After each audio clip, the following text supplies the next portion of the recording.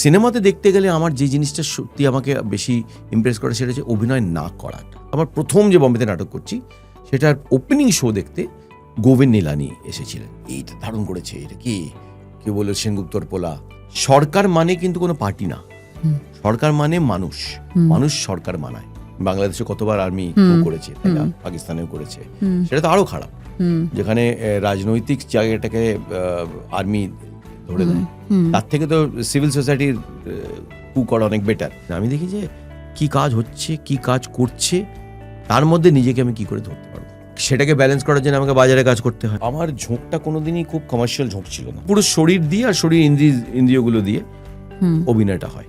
সেগুলোকে ট্রেন করতে হবে না? তারকফসি চলে গেছে, ফ্যাসবাইন্ডার চলে গেছে, ত্রুফো চলে গেছে, কুরুসাওয়া চলে গেছে, এই মাস্টার্সরা চলে গেছে, রায়বাবু চলে গেছে, হ্যাঁ, জন ফোর্ড চলে গেছে।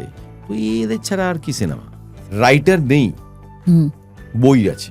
পেইন্টার নেই, পেইন্টিং আছে। ডাইরেক্টর নেই, পর্দা আছে। কিন্তু থিয়েটারে নাটক আছে, দর্শক আছে, এবং তারা একসাথে কোথাও না কোথাও তাদের এই যে ক্রিয়েশনটা তারা একসাথে করে। ফ্রড লোক তো ফ্রড করবেই। কেউ বলতে খারাপ লাগে প্রডিউসারের কিছু পয়সা ছড়ানোর জন্য ছবি করছে, কেউ বলতে আরো খারাপ লাগে মেয়েবাজি করার জন্য ছবি করছে। যে সমাজ তবেই টিকে থাকতে পারবে যদি মানুষ মানুষের সঙ্গে মনুষ্যত্ব দেখায়।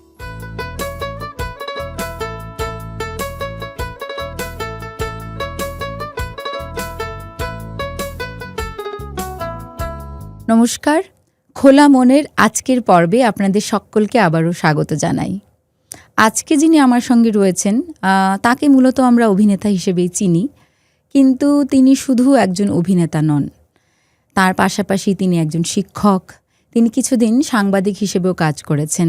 শিল্প এবং সাহিত্যকে কাজে লাগিয়ে কিভাবে আমরা আমাদের চারপাশটা আরেকটু সুন্দরভাবে গড়ে তুলতে পারি, আমাদের চিন্তাভাবনাগুলোকে আরেকটু গঠনমূলকভাবে কিভাবে কাজে লাগাতে পারি, সেই সব নিয়েও তিনি কাজ করে থাকেন।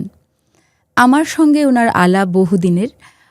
আমার মনে আছে আমি যখন প্রথম বম্বে এসেছিলাম, মুম্বাইতে শিফট করি, তখন আমি খুব বাংলা কালচার, বাংলা গান, বাংলা গানের অনুষ্ঠান খুব মিস করতাম। তো একদিন উনি আমাকে কবিপক্ষের সময় একটি রবীন্দ্রনাথের নৃত্যনাট্য দেখাতে নিয়ে গেছিলেন। তিনি অভিনেতা জয় সেনগুপ্ত, আমি ওনাকে জয়দা বলেই ডাকি। আজকে ওনার সঙ্গে আপনাদের আলাপ করাবো। বলো, তুমি কেমন আছো? নমস্কার গৌরীমা। এটা আমি অনেক দিন মিস করছিলাম। মানে আমি মুম্বাই আসার পর যে দু একজন গুটি কয়েক লোক আমাকে এই শহরটার সঙ্গে আলাপ করায়, চেনায়, তাদের মধ্যে তুমি হচ্ছে প্রথম। আমি তো তোকে ট্যুরে নিয়ে গেছিলাম। হ্যাঁ, south Mumbai tour, south Mumbai, Gate of India, Marine Drive. এই তখন আমি মুম্বাই শিফট করিনি। তুমি আমাকে একদিন পুরো দিন সময় দিয়েছিলে, ঘুরিয়েছিলে এবং বলেছিলে কোথায় কি, মুম্বাইটা কি, সেটা তোমার চোখে আমি প্রথম দেখেছিলাম। এবং সেই জন্য ক্যামেরার সামনে আজকে তোমাকে আবারও ধন্যবাদ জানাই। এবং আজকে যে তুমি আমাকে সময় দিয়েছো এই পডকাস্টটা শ্যুট করার জন্য, তার জন্য অনেক ধন্যবাদ। আরে এত বছর ধরে যে আমরা এত আড্ডা দিয়েছি, সেগুলো রেকর্ড করলেই তো হয়ে যেত তোর পডকাস্ট। হ্যাঁ, তখন অ্যাকচুয়ালি জানতাম না যে আমি মুম্বাইতে শিফট করার পর এরম ভাবে একটা পডকাস্ট শুরু করব বাংলা, ঠিক সেই জন্য। তো তোমার কেমন লাগছে আজকে এখানে এসে, বলো? আমার খুব অদ্ভুত লাগছে, কেননা তোর সাথে আমার প্রথম পরিচয় হয় যখন তুই অ্যাসিস্ট করতিস, কখনো কস্টিউমে, কখনো অন্য এতে, বাংলা ছবিতে, বিশেষ করে ওইসব ছবিতে যেখানে তোকে ছবিগুলোকে উদ্ধার করতে হতো।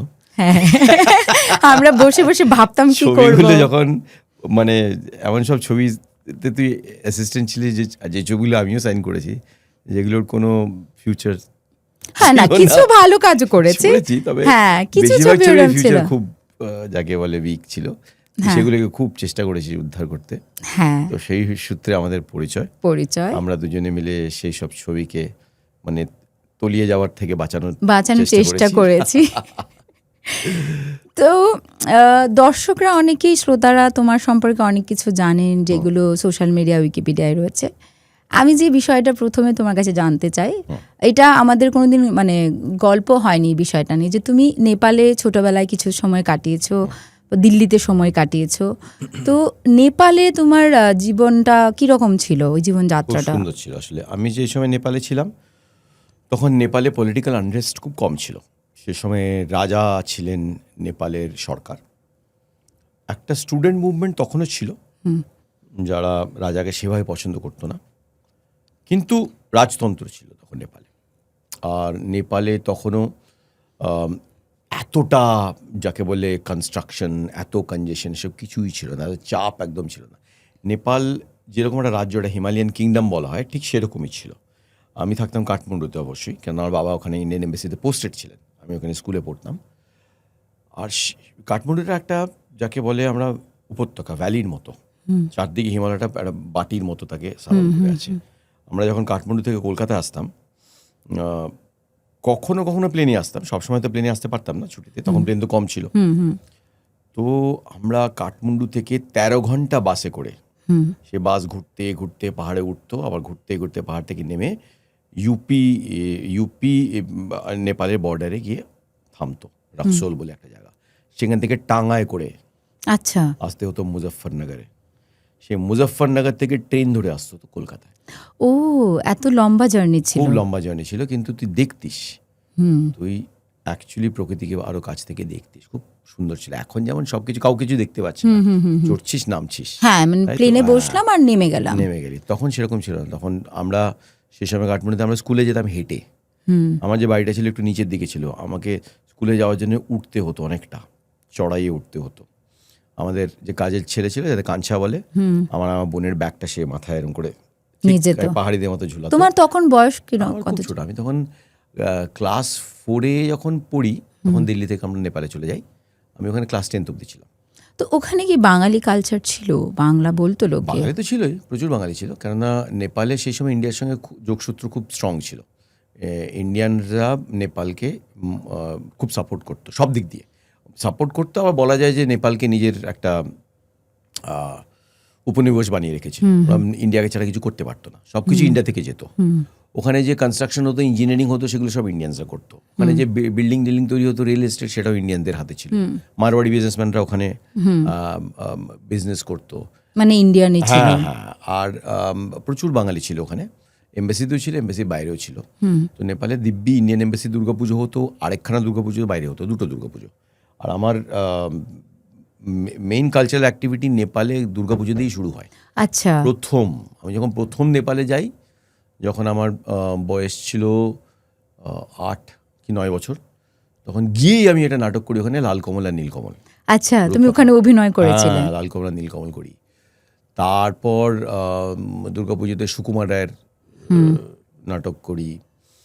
তো ওখানে আমার কাজকর্ম দুর্গাপুজোতেই শুরু হয়েছিল, মানে খুব ছোট বয়স থেকে, যেখানে আমি বুঝতে পারি যে লোকে আমাকে পছন্দ করছে, আমি যেভাবে কাজ করছি, অভিনয় করছি, সেটা তখন তো বুঝে করতাম না, তখন ভালো লাগতো বলে করতে। হ্যাঁ, কিন্তু লোকে খুব রেসপন্স খুব ভালো হতো, আমাকে খুব এনকারেজ করতো সবাই। তখন সেই নেপালে দুর্গাপুজো থেকে আমার সাংস্কৃতিক কাজ। তখন টেলিভিশন বলে কোনো বস্তু ছিল না, ঠিক আছে? তো জীবনে কোনো কমপ্লিকেশন ছিল না। আমরা বই পড়া, ট্রেকিং করা, হাইকিং করা, নেচারের সঙ্গে, প্রকৃতির সঙ্গে যুক্ত থাকা, খেলাধুলো করা, এইগুলোই ছিল তখন জীবনের আসল সম্পদ, ছোটবেলাতেও আর বড়বেলাতেও, মানে যারা নেপালে ছিল। আর আমার প্রচুর ওখানে বন্ধু বান্ধব ছিল বাঙালি, তো তাদের বাড়ি, তারা আমাদের বাড়িতে, সবসময় আমাদের আড্ডা চলতো। আমার মনে আছে বাড়িতে সর্বক্ষণ আড্ডা চলছে, লোকের আসা যাওয়া লেগেই থাকতো। আমাদের ওখানে খুব সুন্দর মানে বাগান ছিল সামনে, পেছনে কিচেন গার্ডেন ছিল, যেখানে আমাদের বাড়িতে নিজে কপি তৈরি হতো। আচ্ছা, কুমড়ো সব ওই বাড়িতেই। মা তখন, মার হাতে প্রচুর সময় ছিল, খুব মিষ্টি বানাতো মা, আমার মনে আছে। তো আমাদের জীবনটা খুব নেপালে খুব সরল, সোজা আর খোলামেলা ছিল।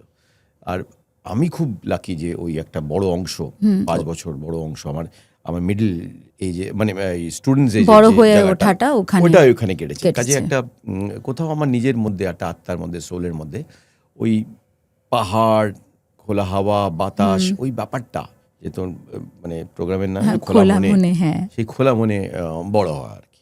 তো ওখান থেকে কি তোমার ঘুরে বেড়ানোর একটা সূত্রপাত বলতে পারো? আমার মধ্যে একটা ঝোঁক ছিল, আমার প্রকৃতি চিরকালই ভালো লাগে।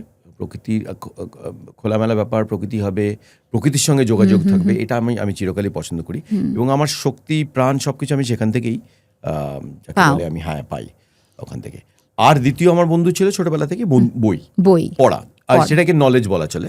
এখন তো বইয়ের জায়গায় আরো অনেক মিডিয়াম চলে এসছে, আমরা ফোনেও অনেক কিছু পড়তে পারি, আমরা পডকাস্ট শুনতে পারি, যেমন তোর পডকাস্টে এসছি। তো নলেজের আরো সোর্স এসে গেছে, কিন্তু ছোটবেলায় নলেজের একটাই সোর্স ছিল, সেটা ছিল বই।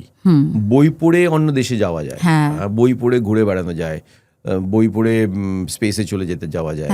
তো সে প্রফেসর শঙ্কুর সঙ্গে ইজিপ্টে যাওয়া থেকে শুরু করে ফেলুদার সঙ্গে দার্জিলিং যাওয়া অবধি সবকিছু করা যায়। সত্যি, মানে তখন আমরা অন্য দুনিয়ায় বইয়ের মাধ্যমেই যেতাম, পড়াশোনাটা অনেক বেশি ছিল।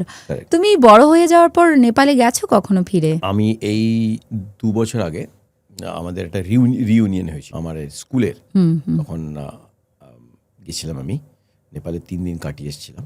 খুব ভালো, কাঠমান্ডুতে এবং কাঠমান্ডুর উপরে একটা জায়গায় পাহাড়ে 3 দিন কাটিয়ে এসেছি। তবে এখন কাঠমান্ডু অনেক চেঞ্জ হয়ে গেছে, আমি চিনতেই পারতাম না, অনেক ঘিঞ্জি হয়ে গেছে, অনেক দোকানপাট, অনেক কমার্শিয়াল স্পেস, যা হয় আর কি সারা পৃথিবীতে গ্লোবালাইজেশনের জন্য যা হচ্ছে আর কি। মানুষ তো কি করে, মানুষ তো প্রকৃতিকে গিলে খেয়ে তার উপরে তৈরি করছে সবকিছু, তো সেটাই হয়ে যাচ্ছে আসল। মানুষের যোগাযোগ প্রকৃতির থেকে সঙ্গে কমে যাচ্ছে, সিমেন্ট কংক্রিটের এবং গ্লাস অ্যান্ড ক্রোমের সঙ্গে বেশি হয়ে যাচ্ছে। তো মানুষের নেচারটাও তাই ওরকম হয়ে যাচ্ছে, কনজিউমারের নেচার হয়ে যাচ্ছে। তো এই যেহেতু নেপাল নিয়ে কথা হচ্ছে, তুমি গেছিলে 2 বছর আগে, যে সম্প্রতি নেপালে একটা ঘটনা ঘটলো, সেটা দেখে তুমি দুঃখ পেয়েছো? দুঃখ পাবো কেন? মানুষের মধ্যে যদি বিদ্বেষ থাকে, মানুষের মধ্যে যদি আক্রোশ থাকে, মানুষের মধ্যে যদি কোনো চাহিদা থাকে যার পূরণ হচ্ছে না, মানুষের মধ্যে যদি ক্ষোভ থাকে, এবং মানুষ যদি মনে করে যে সে কোনোভাবে শোষিত হচ্ছে, তাহলে মানুষ রিয়াক্ট করবে। আর এটা তো ইয়াং জেনারেশন রিয়াক্ট করেছে। ইয়াং জেনারেশনের রিয়াকশনের অনেক বেশি ভ্যালু, কেননা ইয়াং জেনারেশনই ইনহেরিট করে পৃথিবীকে, ইয়াং জেনারেশনই চালাবে পৃথিবীর সমাজকে। বয়স্ক যারা আছে তারা তো বলবে আমাদের সমাজ শেষ হয়ে গেছে, ইয়াং জেনারেশনই চালাবে। ইয়াং জেনারেশন যদি মনে হয় যে এখন সমাজ যেরকম গড়ে তোলা হয়েছে এবং যেভাবে সমাজ চালাচ্ছে এস্টাবলিশমেন্ট, সেটা ঠিক না এবং এতে আমাদের কোনো ফিউচার নেই, তাহলে তারা উঠে দাঁড়াতেই পারে এবং তারা রিয়াক্ট করতেই পারে। এবং কিন্তু তার রিয়াকশনের ফলাফল কি দাঁড়াবে সেটা তো আমরা জানি না। বা তোমার মনে হয়নি যে পদ্ধতিটা ওরা অবলম্বন করেছিল, যে আগুন জ্বালিয়ে দিয়েছিল? দেখো, আর্মিরা কু করে, আর্মিরা অনেক সময় কু করে না, যে বাংলাদেশে কতবার আর্মি কু করেছে, তাই না, পাকিস্তানেও করেছে, সেটা তো আরো খারাপ, যেখানে রাজনৈতিক জায়গাটাকে আর্মি ধরে নেয়, তার থেকে তো সিভিল সোসাইটির কু করা অনেক বেটার। কেন, রাজনীতিতে নীতি তো সিভিল সোসাইটির জন্য, তাই না? আর্মির কাজ হচ্ছে দেশকে রক্ষা করা, কিন্তু দেশের রাজনীতি চালানো নয়। সাধারণ মানুষ যদি ক্রান্তি করে, সাধারণ মানুষ যদি আন্দোলন করে, তাতে খারাপ কি? করতেই পারে। এবং আন্দোলনের মাধ্যমে আমাদের সমাজে পরিবর্তনটা আসে চিরকাল। আন্দোলন তোমার সাইলেন্ট আন্দোলন হতে পারে, এখানে তোমার চেতনা বাড়িয়ে দিচ্ছে, সেই চেতনা থেকে তুমি নতুন কিছু আনার চেষ্টা করছো। আন্দোলন তোমার জোরালো হতে পারে, যেখানে মানুষ রাস্তায় নেমেছে। আন্দোলন হিংস্র হতে পারে, যেখানে মানুষ শুধু রাস্তায় নামেনি, তোমার বাড়িতে ঢুকে তোলপাড় করছে। 3 রকমই হতে পারে, ডিপেন্ড করছে সমাজটা কোন জায়গায় গিয়ে পৌঁছেছে। আগেই যদি সমাজে তুমি কাজ করো, আগেই যদি সমাজে তুমি নানান রকম উত্থান করার চেষ্টা করো, আগেই যদি মানুষের বিবেক এবং বিবেচনা করে সমাজের সঙ্গে থাকার চেষ্টা করে, তাহলে ওরকম জায়গায় পৌঁছাবে না। কিন্তু তার যখন মনে হয় যে ব্যাপারটা মাথার উপরে চলে গেছে, শুধু গলা অবধি না, মাথার উপরে চলে গেছে, তখন মানুষ এক্সট্রিম জায়গায় চলে যায়। তোমার জীবনে যেমন নেপালের একটা বড় অংশ রয়েছে, তাছাড়া তুমি দিল্লিতে বড় হয়েছো, রাইট? দিল্লিতে ভারতবর্ষের সব জায়গার সব ধরনের লোক থাকে। এত ধরনের সংস্কৃতির মাঝখানে তুমি তোমার যে বাঙালি সত্তাটা, বাঙালি আনাটা সেভাবে, কারণ আমি জানি তুমি কলকাতার বা পশ্চিমবঙ্গের বাঙালিদের থেকেও বেশি বাঙালি, তো সেটা তুমি কি করে ধরে রেখেছিলে? আসলে আমার রুট হচ্ছে ইস্ট বেঙ্গল, ঠিক আছে? আমি যত বড় হয়েছি আমি তত বেশি পূর্ব বাংলার দিকে আমার একটা ঝোঁক গেছে, টান আছে। আর ছোটোবেলা থেকে আমি যে ভাষা শুনেছি আমার দাদু দিদাদের, সেটা পূর্ব বাংলার ভাষা। আমাদের বাড়িতে যে রান্নাবান্না হতো সেগুলো পূর্ব বাংলার একটা ছোঁয়া ছিল। আর আমাদের 2 দিকের পরিবারের মধ্যেই একটা সরলতা ছিল, যেটা পূর্ব বাংলার সরলতা, ঠিক আছে? আমরা পুরোপুরি কোনোদিনই পশ্চিমবাংলার হয়ে উঠিনি সেইভাবে, ওই শহুরে যে বাঙালি হয়, আমাদের মধ্যে আমার মধ্যে অ্যাটলিস্ট একটা গ্রাম্য ব্যাপার ছিল। তারপর অবশ্যই পার্টিশনের পর সবাই এদিকে চলে এসেছিল। আমার বাবার দিক ছিল নর্থ কলকাতায়, আর মার দিক ছিল সাউথ কলকাতায়। সেখানেও আবার দুটো ভিন্ন দিক। হ্যাঁ, ভিন্ন দিক, একদমই আলাদা। তো দুটো আলাদা মতধারা ছিল, আমি তার মধ্যে বড় হয়েছি। ছোটবেলায় আমি 6 বছর বয়স অবধি কলকাতায় ছিলাম, জন্ম পিজি হাসপাতালে। বাবা দমদমে কাস্টমসে চাকরি কাজ করতেন, আমরা থাকতাম দমদমে, পড়তাম ওখানে একটা কনভেন্ট স্কুলে। আর খুব ছোটবেলা থেকে আমাকে গল্পের বই পড়ার নেশা বাবা মা করিয়ে দিয়েছিল, খুব ছোটবেলা থেকে। আর আমি গল্প বই সব পড়তাম বাংলাতে।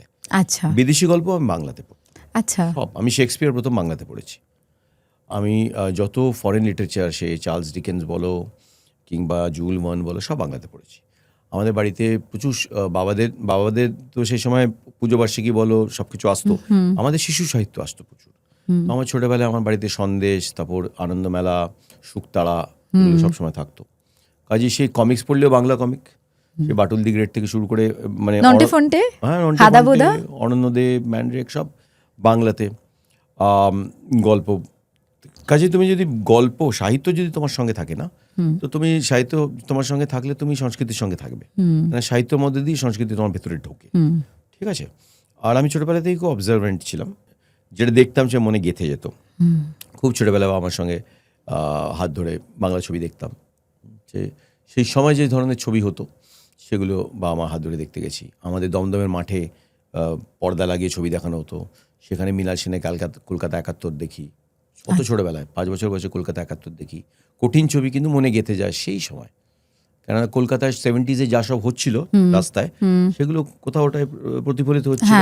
আর কোথাও ওই ছোটবেলার মনেও আমি বুঝতে পারছিলাম যে আমি সিনেমার পর্দায় যা দেখছি সেটা কিন্তু শুধুই গল্প নয়, এটা কিন্তু চারদিকে হচ্ছে, বাস্তবে ঘটছে।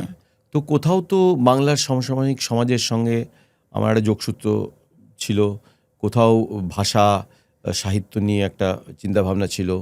আর আমাদের বাড়িতে চিরকালই গান বাজনার খুব চর্চা ছিল। আমার মা গান করতেন, খুব ভালো লাইট ক্লাসিক্যাল গান করতেন, রবীন্দ্রসঙ্গীত তো গাইতেনই।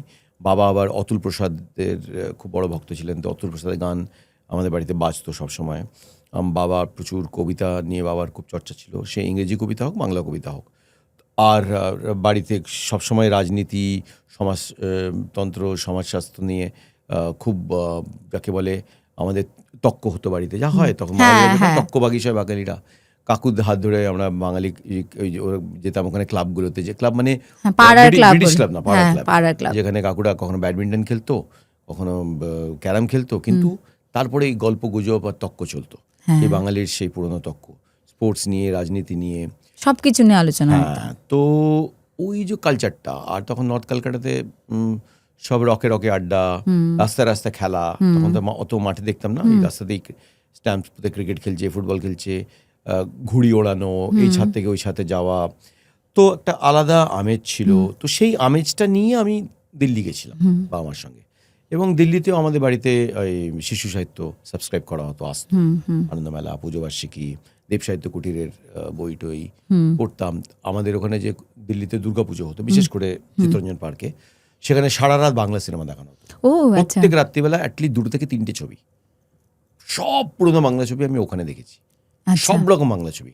যারা অনেকে হয়তো হলে দেখেনি, আমি দুর্গাপুজোর তে দেখেছি।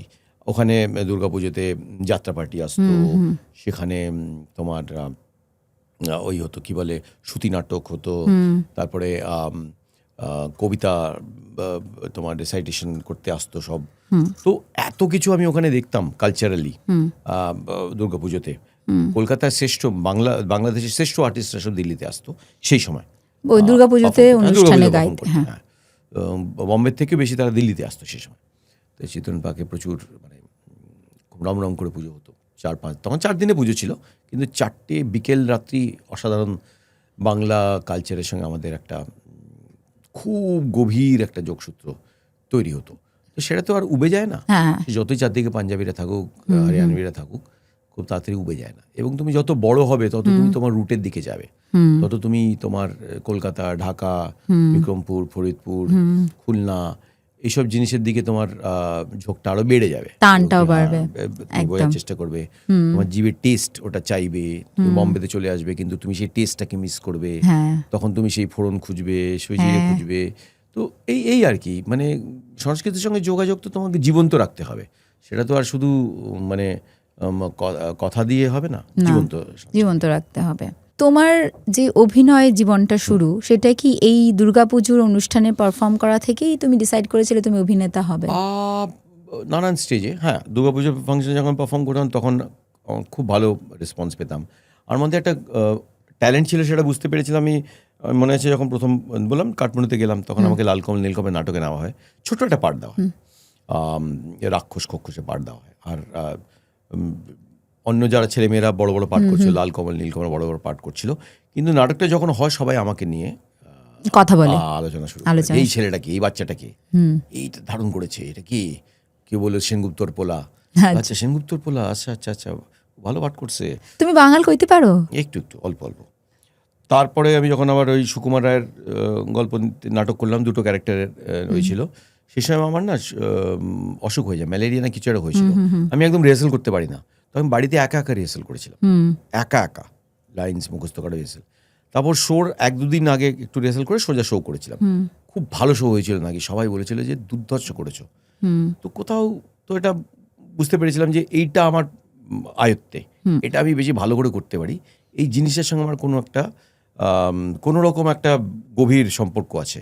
এই যে নাটক, এই যে শব্দ, এই যে চরিত্র, এই চরিত্রায়ন, এই যে স্টেজ, এই স্পেস, এটার সঙ্গে আমার একটা কোথাও সম্পর্ক আছে, খুব ছোটবেলায় বুঝি। তারপর স্কুলে যখন নাটক করি, স্কুলে আমি নাটক লিখতাম।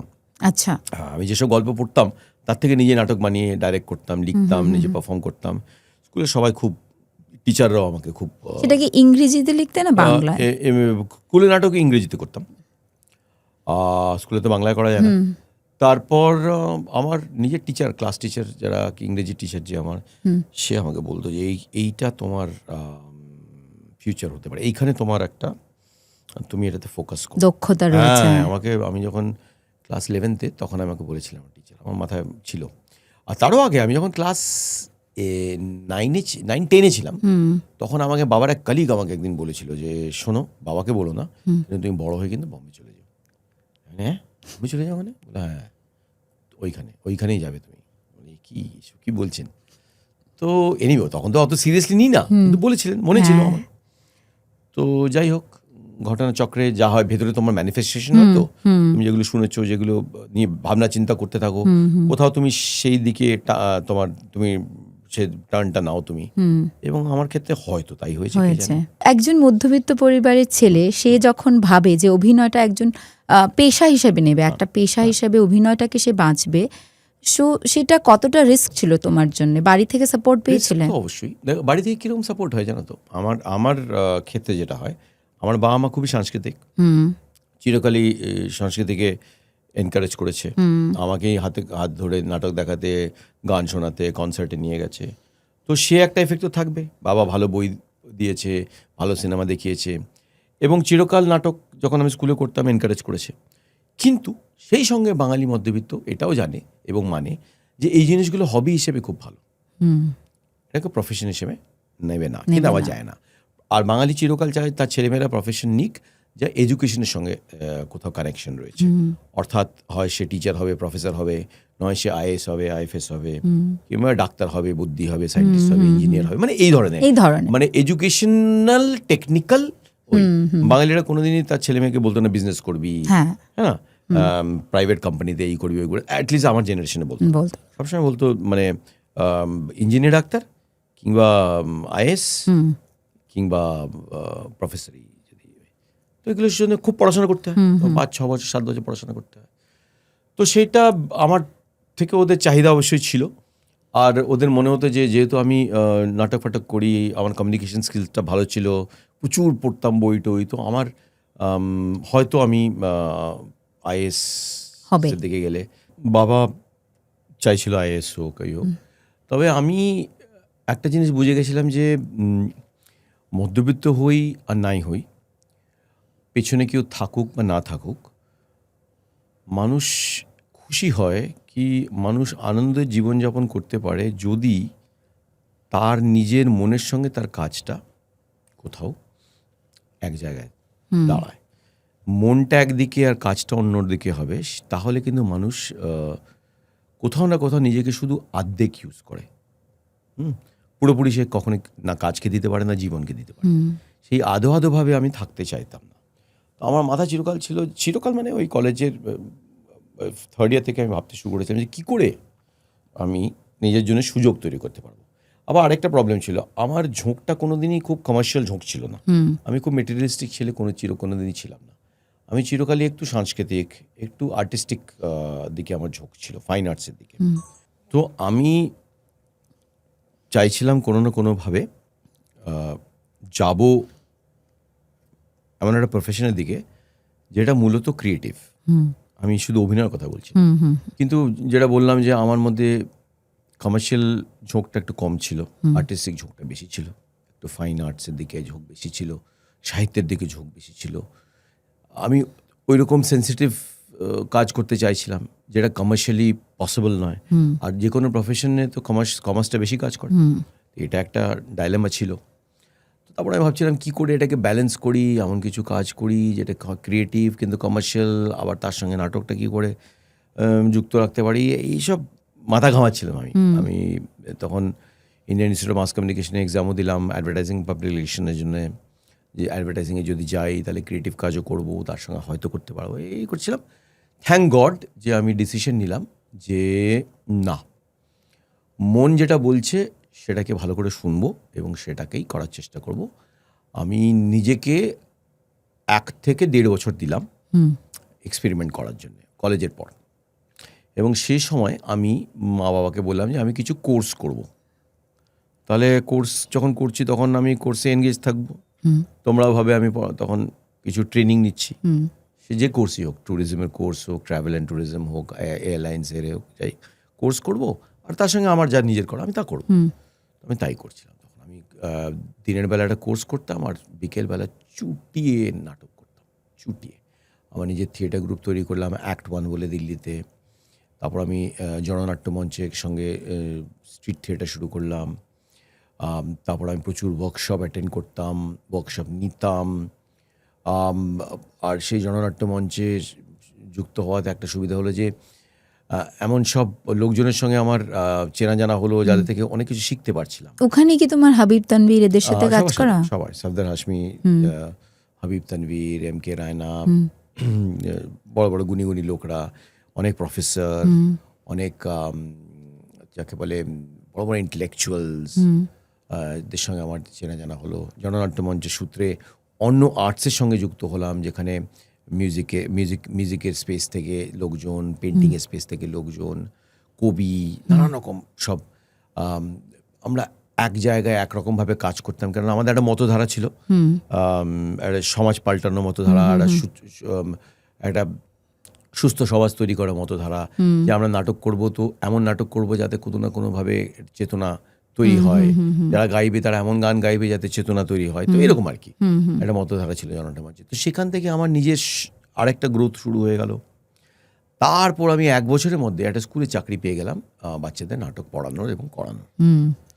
তো চাকরি পেয়ে গেলাম, তখন বাবা মা কোথাও একটা আশ্বস্ত হলো যে আচ্ছা ছেলেরা কাজ করছে, আমরা লোকজনকে বলতে পারবো ও টিচার, এটা বলতে পারবো না যে ভবঘুরে কিছু করে না, নাটক করে বেড়ায়, চাকরি করে, স্কুলে পড়ায়। তো আমি প্রায় 3 বছর স্কুলে পড়িয়েছিলাম, খুব ভালো কেটেছিল, পয়সা করে খুব কম পেতাম, কিন্তু যে অ্যাক্টিভিটি আমার ছিল, আমি দিনে 8টা ক্লাস নিতাম, সপ্তাহে 42খানা ক্লাস, 3টে করে ওয়ার্কশপ নিতাম একদিন, 2টো করে নতুন নাটক করাতাম, অরিজিনাল নাটক বাচ্চাদের সাথে করতাম।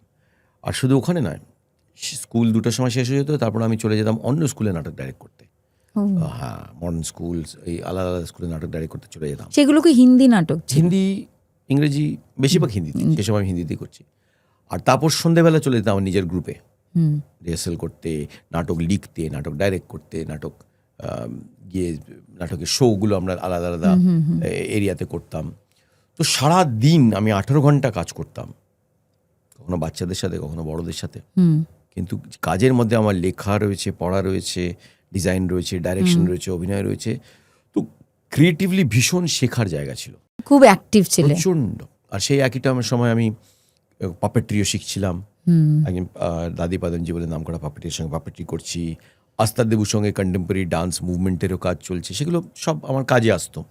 প্রচুর ওয়ার্কশপ নিতাম আমি, স্লাম গিয়ে স্কুল অফ সোশ্যাল ওয়ার্কে আমি পড়াতাম। তারপর আমি একটা ম্যাগাজিনের হয়ে, পলিটিক্যাল ম্যাগাজিনের হয়ে লিখতাম, পলিটিক্যাল আর্টিকেল লিখতাম। তারপর 2 বছর পর আমি লিটারেসি মিশন থেকে আমাকে ডাকলো একটা লিটারেসি প্রজেক্ট হেড করতে, যেখানে থিয়েটার ইউজ করা হবে সাধারণ মানুষ অর্থাৎ ট্রাইবাল এবং কৃষকদের মধ্যে লিটারেসি এবং পড়াশোনার একটা কোনো না কোনো অ্যাওয়ারনেস তৈরি করার জন্য। তো আমি সেগুলো করতে চলে যেতাম বিহারে, ইউপিতে, এখানে ওখানে। তো মোটামুটি তুমি বলতে পারো যে সেই পার্টিকুলার পিরিয়ডে আমার গ্রোথটা সাংঘাতিক। তারপরে আমার মনে হলো যে আমার এখন প্রফেশনালি আরও নিজেকে তুলে ধরতে হবে। 3 বছর ধরে স্কুলে পড়াচ্ছি, বাইরে নাটক ডাইরেক্ট করছি, ম্যাগাজিনে লিখছি, এটা প্রফেশন চলছে। কিন্তু প্রফেশনাল অভিনেতা হিসেবে, প্রফেশনাল থিয়েটার কর্মী হিসেবে নিজেকে আরো উপরে তুলে ধরতে হবে। এখানে আমরা নিজেরা শেখাচ্ছি কিংবা কোনো না কোনো সোর্স থেকে কিছু শিখছি।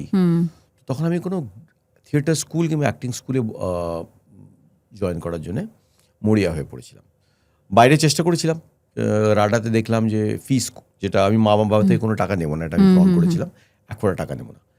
ফিস বেশ অনেক ছিল, সেই সময় 1 লাখ টাকার মতো জমা করতে হবে, যেটা আমি পারতাম না। তারপরে ইউরোপের অন্য জায়গায় দেখলাম কোথায় কোথায় যাওয়া যায়, সব জায়গাতে কিছু একটা বাধা ছিল, হয় ভাষা শিখতে হবে, কিছু ফিসে। সেই সময় আমাদের দেশের কিংবা বিশ্বের একজন মহান্যতম গুরু যাকে বলে থিয়েটার এবং আর্টসের, ইব্রাহিম আল কাজী, উনি লন্ডন এবং ইউএস থেকে দিল্লিতে ফেরত আসেন। বহু বছর বাইরে কাটালেন। উনি national school of drummer director ছিলেন 1962 থেকে 1977।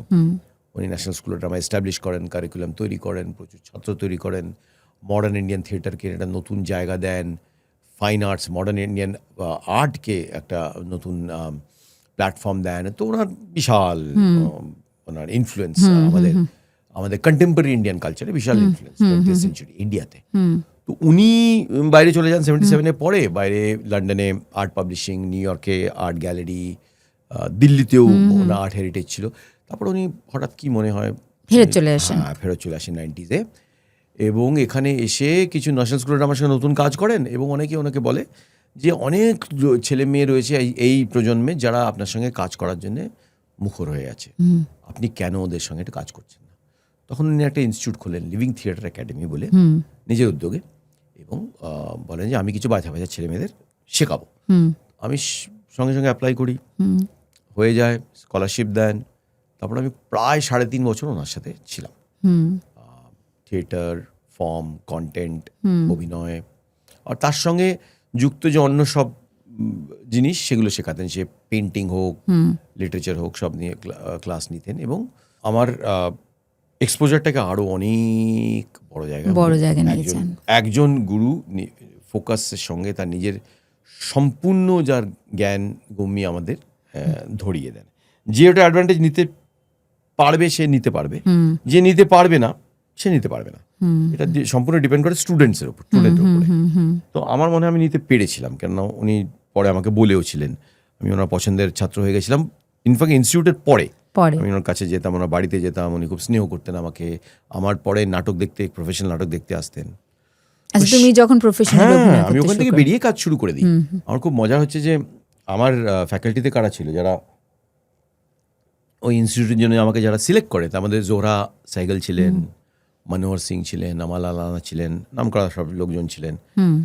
তো সেই মনোহর সিং, যিনি আল কাজীর স্টুডেন্ট ছিলেন, এক সময় national school of drummer repertory chief ছিলেন, হিন্দি সিনেমাতে প্রচুর কাজ করেছেন, ন্যাশনাল অ্যাক্টর হিসেবে তার খুব সুখ্যাতি ছিল। সেই মনোহর সিং টেলিভিশনের জন্য একটা প্রজেক্ট করছিলেন, কিছু নাটককে টেলিভিশন ডিডির জন্য উনি সিরিজ বানাচ্ছিলেন। তো উনি জানতেন আমি ইনস্টিটিউটে পড়ছি এবং আমাকে পছন্দ করতেন। উনি বললেন তুমি এটাতে কাজ করো। আমরা 3rd ইয়ারে ছিলাম, গরমে ছুটি ছিল, তখন কাজ করতে পারলাম। সে প্রথম আমার ক্যামেরার সামনে কাজ। আচ্ছা, দূরদর্শনে ক্যামেরার সামনে প্রথম কাজ। বম্বে থেকে সব আর্টিস্ট এসেছিল, মানে ওই ন্যাশনাল স্কুল অফ ড্রামারই সিনিয়র আর্টিস্ট বম্বে থেকে, রাজেন্দ্র গুপ্তা, রবি জাঙ্কল, বিজয় কাশ্যপ, এরা সব এসেছিল। আমি সে 3-4টে এপিসোড করেছিলাম সেখানে। প্রথম আমার ক্যামেরার মানে ক্যামেরা জিনিসটা কি, তার সামনে কিভাবে করতে হয়, কি করতে, সবকিছু ওইখান থেকে শুরু হয়। ইনস্টিটিউট থেকে বেরোনোর আগেই আমাকে 1-2জন কিছু অডিশন দিতে বললো। আমি দিলাম। আমি একটা রিয়ালিটি শো অডিশন দিলাম, তোলমোলকে বল। আচ্ছা, তখনও রিয়েলিটি শো ছিল? হ্যাঁ, তোলমোলকে বল। দূরদর্শনের জন্য? না, এটা জি খুলেছে। তো সেই অডিশন খুব পছন্দ হলো প্রডিউসারদের, ডাইরেক্টরদের, তারা চাইলো। কিন্তু জি থেকে বললো না একে না, অন্য কাউকে নেওয়া। তখন মাধবনকে নেওয়া হলো। মাধবনের প্রথম প্রজেক্ট, মাধবনকে আমার জায়গায় নেওয়া হলো। তো কিন্তু প্রডিউসার ডাইরেক্টর আমাকে খুব পছন্দ হয়েছিল, তারা আমাকে রেকমেন্ড করলো অনেক জায়গায়। সেখানে সিদ্ধার্থ বাসু আমার টেপটা দেখে খুব খুশি হলেন। উনি একটা হিন্দিতে কুইজ শো করছিলেন তখন, সুপার কুইজ বলে, জির জন্যে। উনি আমাকে সিলেক্ট করলেন। আমি তো কোনোদিন কুইজ মাস্টার নই, হোস্টিংও করিনি, কিন্তু আমি দেখলাম না, যখন সুযোগ পাচ্ছি, মোটা টাকা পাচ্ছি, চেষ্টা করি। তো ওটাও করলাম। তো তুমি ওই কাজটা নিয়ে বম্বে এসেছিলে না? ওটা ওখানে দিল্লিতে। এখন দিল্লিতে এসব কাজ খুব শুরু হচ্ছে, কেন নয়ডাতে ফিল্ম সিটি তৈরি হয়ে গেছে। আচ্ছা। আমি সুপার কুইজ বলে একটা 20th সেঞ্চুরি ইন্ডিয়ার ওপরে কুইজ করলাম। আমি ওটাকে একটা পারফরমেন্সের মতো নিলাম। আমাকে ট্রেনিং দিল গজরাজ রাও। গজরাজ তখন আমাকে ওটাকে মানে হেল্প করছিল, আমাকে ট্রেন করছিল, সেটা করলাম। তারপর আমি আরও অ্যাঙ্কারিংয়ের কাজ পেতে লাগলাম। সেই সময় আমি একটা টেলিফিল্মের কাজ পেলাম। সেটা কার সাথে? প্রকাশ ঝা যখন ছবি করেছিলেন দামুল বলে, ন্যাশনাল অ্যাওয়ার্ড উইনিং ছবি, 80s করেছিলেন, তার পুরো ইউনিট যে বিহারে রয়েছে সেই ইউনিটের সাথে কাজ ছিল। আমি এটা খুব ইন্টারেস্টিং কাজ হবে। প্রকাশ ঝা নিজে ডাইরেক্টর না, ডাইরেক্টর অন্য আরেকজন ছিলেন, রূপা ঝা বলে। কিন্তু ইউনিটটা সেই সেম ইউনিট, সেম অ্যাক্টার্স। তো আমি চলে গেলাম বিহারে, মধুবনীতে চলে গেলাম টেলিফিল্ম করতে। সেখানে আমি বললাম যে ঠিক আছে, চেষ্টা করি, যা যা শিখেছি ইনস্টিটিউটে, রিয়েলিস্টিক অ্যাক্টিংকে ক্যামেরার সামনে কী করে করা যায় সেই জায়গাটায় ধরার চেষ্টা করি। আমি এক্সপেরিমেন্ট করতে শুরু করলাম, ওইটা করে ফেরত এলাম। তো একের পর এক তখন আমার কোনো না কোনো কাজ চলছে ক্যামেরার মিডিয়া। তারপর আমি আরেকটা খুব সোনি টিভির জন্য প্রথম মিউজিক্যাল প্রোগ্রামে আমাকে ভিজে সিলেক্ট করে দিল, মেরে মেসেজ মেরে গীত বলে। আমি ভিজে হয়ে গেলাম, সেটা খুব পপুলার হয়ে গেল, প্রচুর ফ্যান লেটার্স পেতাম, হাজার হাজার ফ্যান লেটার্স পেতাম তখন। তো আমি বেশ পপুলার হয়ে যাচ্ছিলাম দিল্লি থেকেই। আমি তখন বম্বেতে আসিনি। আবার বম্বেতে তখন থিয়েটার করছি আমি। হ্যাঁ, তখন আমি একটা সিরিয়াল করছিলাম দিল্লিতে, নিউজ লাইন বলে, ভালো সিরিজ ছিল। সেটাতে লিলেট দুবে অ্যাক্টিং করছিল। তো লিলেট তখন থিয়েটার করছে, আমার সঙ্গে ওখানে পরিচয় হয়, ও খুব খুশি হয়ে যায় থিয়েটারের ছেলের সঙ্গে পরিচয় হওয়াতে, গল্প করতে লাগে। তো ও বলে আমি একটা ইন্ডিয়ান নাটক করছি। ও নর্মালি ইংরেজি নাটক করতো, যেটা আমেরিকান কিংবা ইংলিশ নাটক। বলছে আমি এবার অরিজিনাল ইন্ডিয়ান নাটক করছি, ইংরেজিতে কিন্তু ইন্ডিয়ান নাটক। তো তুমি একবার প্লিজ এসে পড়ো এটা। আমি এসে পড়লাম, ওর খুব পছন্দ হলো। আমি ওই নাটকটা করলাম, ডান্স লাইক এ ম্যান। সেই শুরু হলো 96 থেকে ডান্স লাইক এ ম্যানের যাত্রা। এটা এখন অবধি চলছে লিলেট ছাড়া। সেটা আমার প্রফেশনাল প্রথম বই। এর আগে নাটক করে পয়সা পেতাম, এখানে নাটক করে পয়সা, নাটক করে সম্মান, নাটক করে একটা স্টারডাম যাকে বলে, স্টেজে স্টারডাম, এখান থেকে শুরু হলো। তারপর ব্যারিজনের সাথে করলাম, সব প্রফেশনাল। তারপর আমার বম্বে আসা যাওয়া শুরু হয়ে গেল, কারণ বম্বে থেকে আমি ডাক পেতে শুরু করলাম এই হোস্টিং অ্যাঙ্কারিং এর জন্য। আমি তখন ওই ডিডিতে সুপারহিট মোকাবিলা বলে একটা শো হতো, আচ্ছা, তোমার চিত্রহারের মতো, সেখানে আমি মিমিক্রি করতে শুরু করলাম। কখন আমি আনু মালিক, কখন আমি মহেশ ভাট, কখন আমি কিছু হয়ে যেতাম। খুব পছন্দ করলো সবাই ওটা। তারপর তখন 96 ওয়ার্ল্ড কাপে আমাকে ডাকলো, তার ওই যে ব্রেকে কিছু কুইজিংয়ের কোশ্চেন করার জন্য, সেন্টার বাইট কুইজ কোয়েশ্চেন ছিল, বেংসাকার আর কারসন ঘাউরি, সেটা আমি করলাম। তো বম্বেতে আমার তখন কাজ বেড়ে যাচ্ছে, তখন আমি বম্বেতে থেকে গেলাম। সেই সময় বম্বেতে অনুপম খের একটা ইনস্টিটিউট, একটা ট্যালেন্ট এজেন্সি খুলেছিল, সেলেব বলে, সেলেব ইন্টারন্যাশনাল। তো ওখানে আমাকে ডাকা হলো। আমি একমাত্র মেল অ্যাক্টর ছিলাম সেখানে। আমার বন্ধু জয়তি ভাটি, আমার ক্লাসমেট, সে অলরেডি ছিল, সেই রেকমেন্ড করেছিল আমাকে। তো তখন অনুপম খের একটা সিরিজ প্রডিউস করছিল, যেটা সেই সময় নতুন বিবেক অগ্নিহোত্রী তখন ওরা ডাইরেক্ট করছিল। তো আমাকে সেটাতে নেওয়া হলো, সেটা করে আমার খুব নাম ডাক হয়ে গেল বম্বেতে অ্যাঙ্কারিংয়েও আবার নাম ডাক হচ্ছিল। কিন্তু আমি একটা পয়েন্টে গিয়ে অ্যাঙ্কারিংটাকে বন্ধ করে দিলাম, কেননা আমার মাথায় কোথাও একটা অ্যাঙ্কারিংয়ের স্ট্যাম্প লেগে যাচ্ছিল।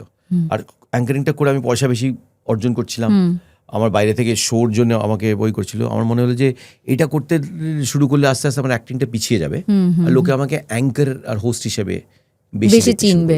আমি সেটা চাইছিলাম না, আমি সিরিয়াস অভিনয় করতে চাইছিলাম, আমি সেটা বন্ধ করে দিলাম। তো তখন বম্বেতে আমি একটা নাটক শুরু করলাম, যে আমার প্রথম যে বম্বেতে নাটক করছি সেটার ওপেনিং শো দেখতে গোবিন্দ নিলানি এসেছিলেন, legendary film maker Govinda নিলানি।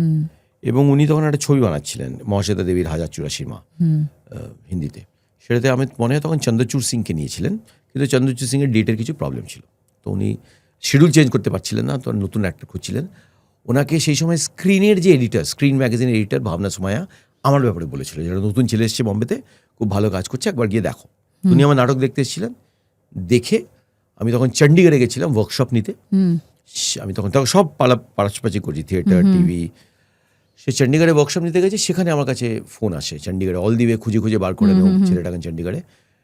Punjab ইউনিভার্সিটির ড্রামা ডিপার্টমেন্টে ফোন আসে আমার জন্যে, গোবিন্দ নিলানি তোমাকে খুঁজছে। আমি ফেরত আসি, খুব অনেক অডিশন নেন, আমার খুব কঠিন অডিশন নেন, স্ক্রিন টেস্ট নেন, তারপর সিলেক্ট করেন। তখন আমার প্রথম ছবি চলে আসে। ওনার যখন ফোনটা পেয়েছিলে তোমার অনুভূতিটা কিরম ছিল? প্রথম যখন ওনার ছবি দেখি, আক্রোশ বলে একটা ছবি, আমার স্কুল টাইম কি কলেজ, আর্লি কলেজে দেখেছিলাম, দেখে খুব বিচলিত হয়ে গেছিলাম, ঘুমাতে পারিনি রাত্রিবেলা, খুব ডিস্টার্ব হয়ে গেছিলাম। তারপরে ওনার দ্বিতীয় ছবি দেখি আর্ধ সত্যা, তারপর দেখি তামাস, আঘাত। আমার কোথাও যেন মাথা মনে মধ্যে ঢুকে যায় যে যদি কোনোদিন সিনেমা করি, যদি কোনোদিন সুযোগ পাই, আমি এই ধরনের ডাইরেক্টরের সঙ্গে সিনেমা করতে চাই।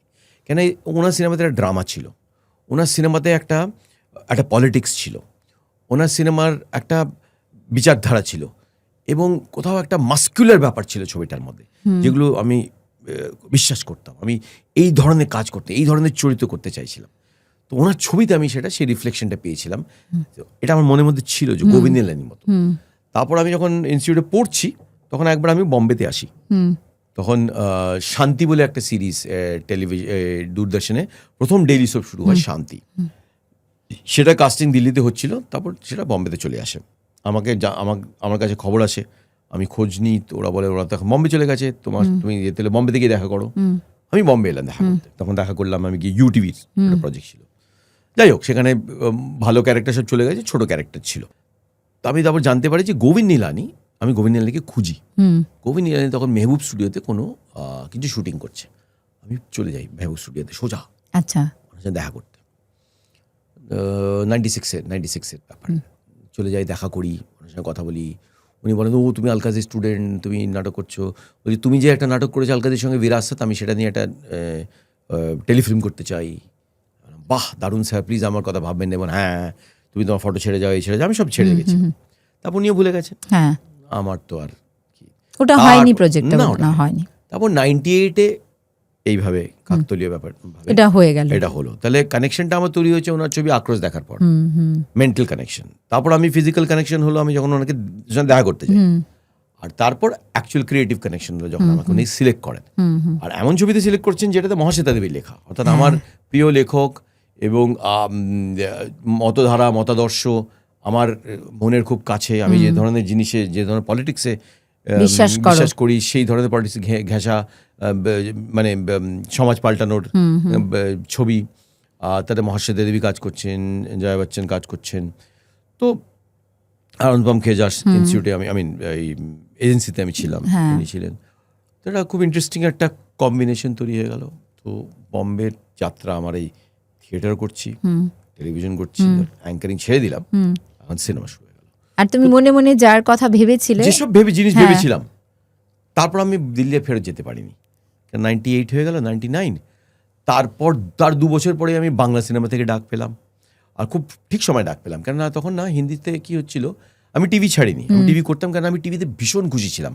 যে ধরনের সিরিজ আমি এখানে করছিলাম, সে ধরনের সিরিজ সিনেমা থেকে বেটার। আমি বছরে শুধু একটা সিরিয়াল করতাম, আর 52 এপিসোড হতো, অর্থাৎ মাসে শুধু 4টে এপিসোড শুট হতো। আচ্ছা, আমরা শুধু 10 দিন শুট করতাম, বাকি 20 দিন আমি নাটক করতাম। আর তখন তো সব ওই ডিরেক্টররাও এরকম ছিলেন না, শ্রীরাম রাঘবন, শিবম নায়ার, অনুরাগ কাশ্যপ, অনুরাগ বাসু, ইমতিয়াজ আলী, রবি রায়, আনন্দ রায়, এরা সবাই টেলিভিশন, সব বড় বড় ডিওপি যারা এখন সিনেমা কাজ করে, তারা তখন টিভিতে কাজ করছে।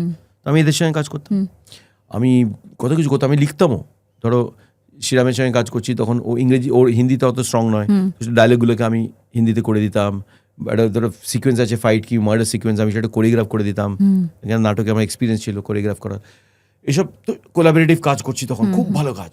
আমি টেলিফিল্ম করতাম, একটা সিরিয়াল করতাম, তাতে আমার টোটাল নাম্বার অফ ডেজ যেত 12 দিন, আর বাকি 18 দিন আমি নাটক রিহার্সাল, নাটক এই সবকিছু একসাথে চলছে। আর আমি যেটা চেয়েছিলাম যে আমি কালচার নিয়ে সারা বিশ্বে ঘুরবো, আমার সেটা শুরু হয়ে গেল।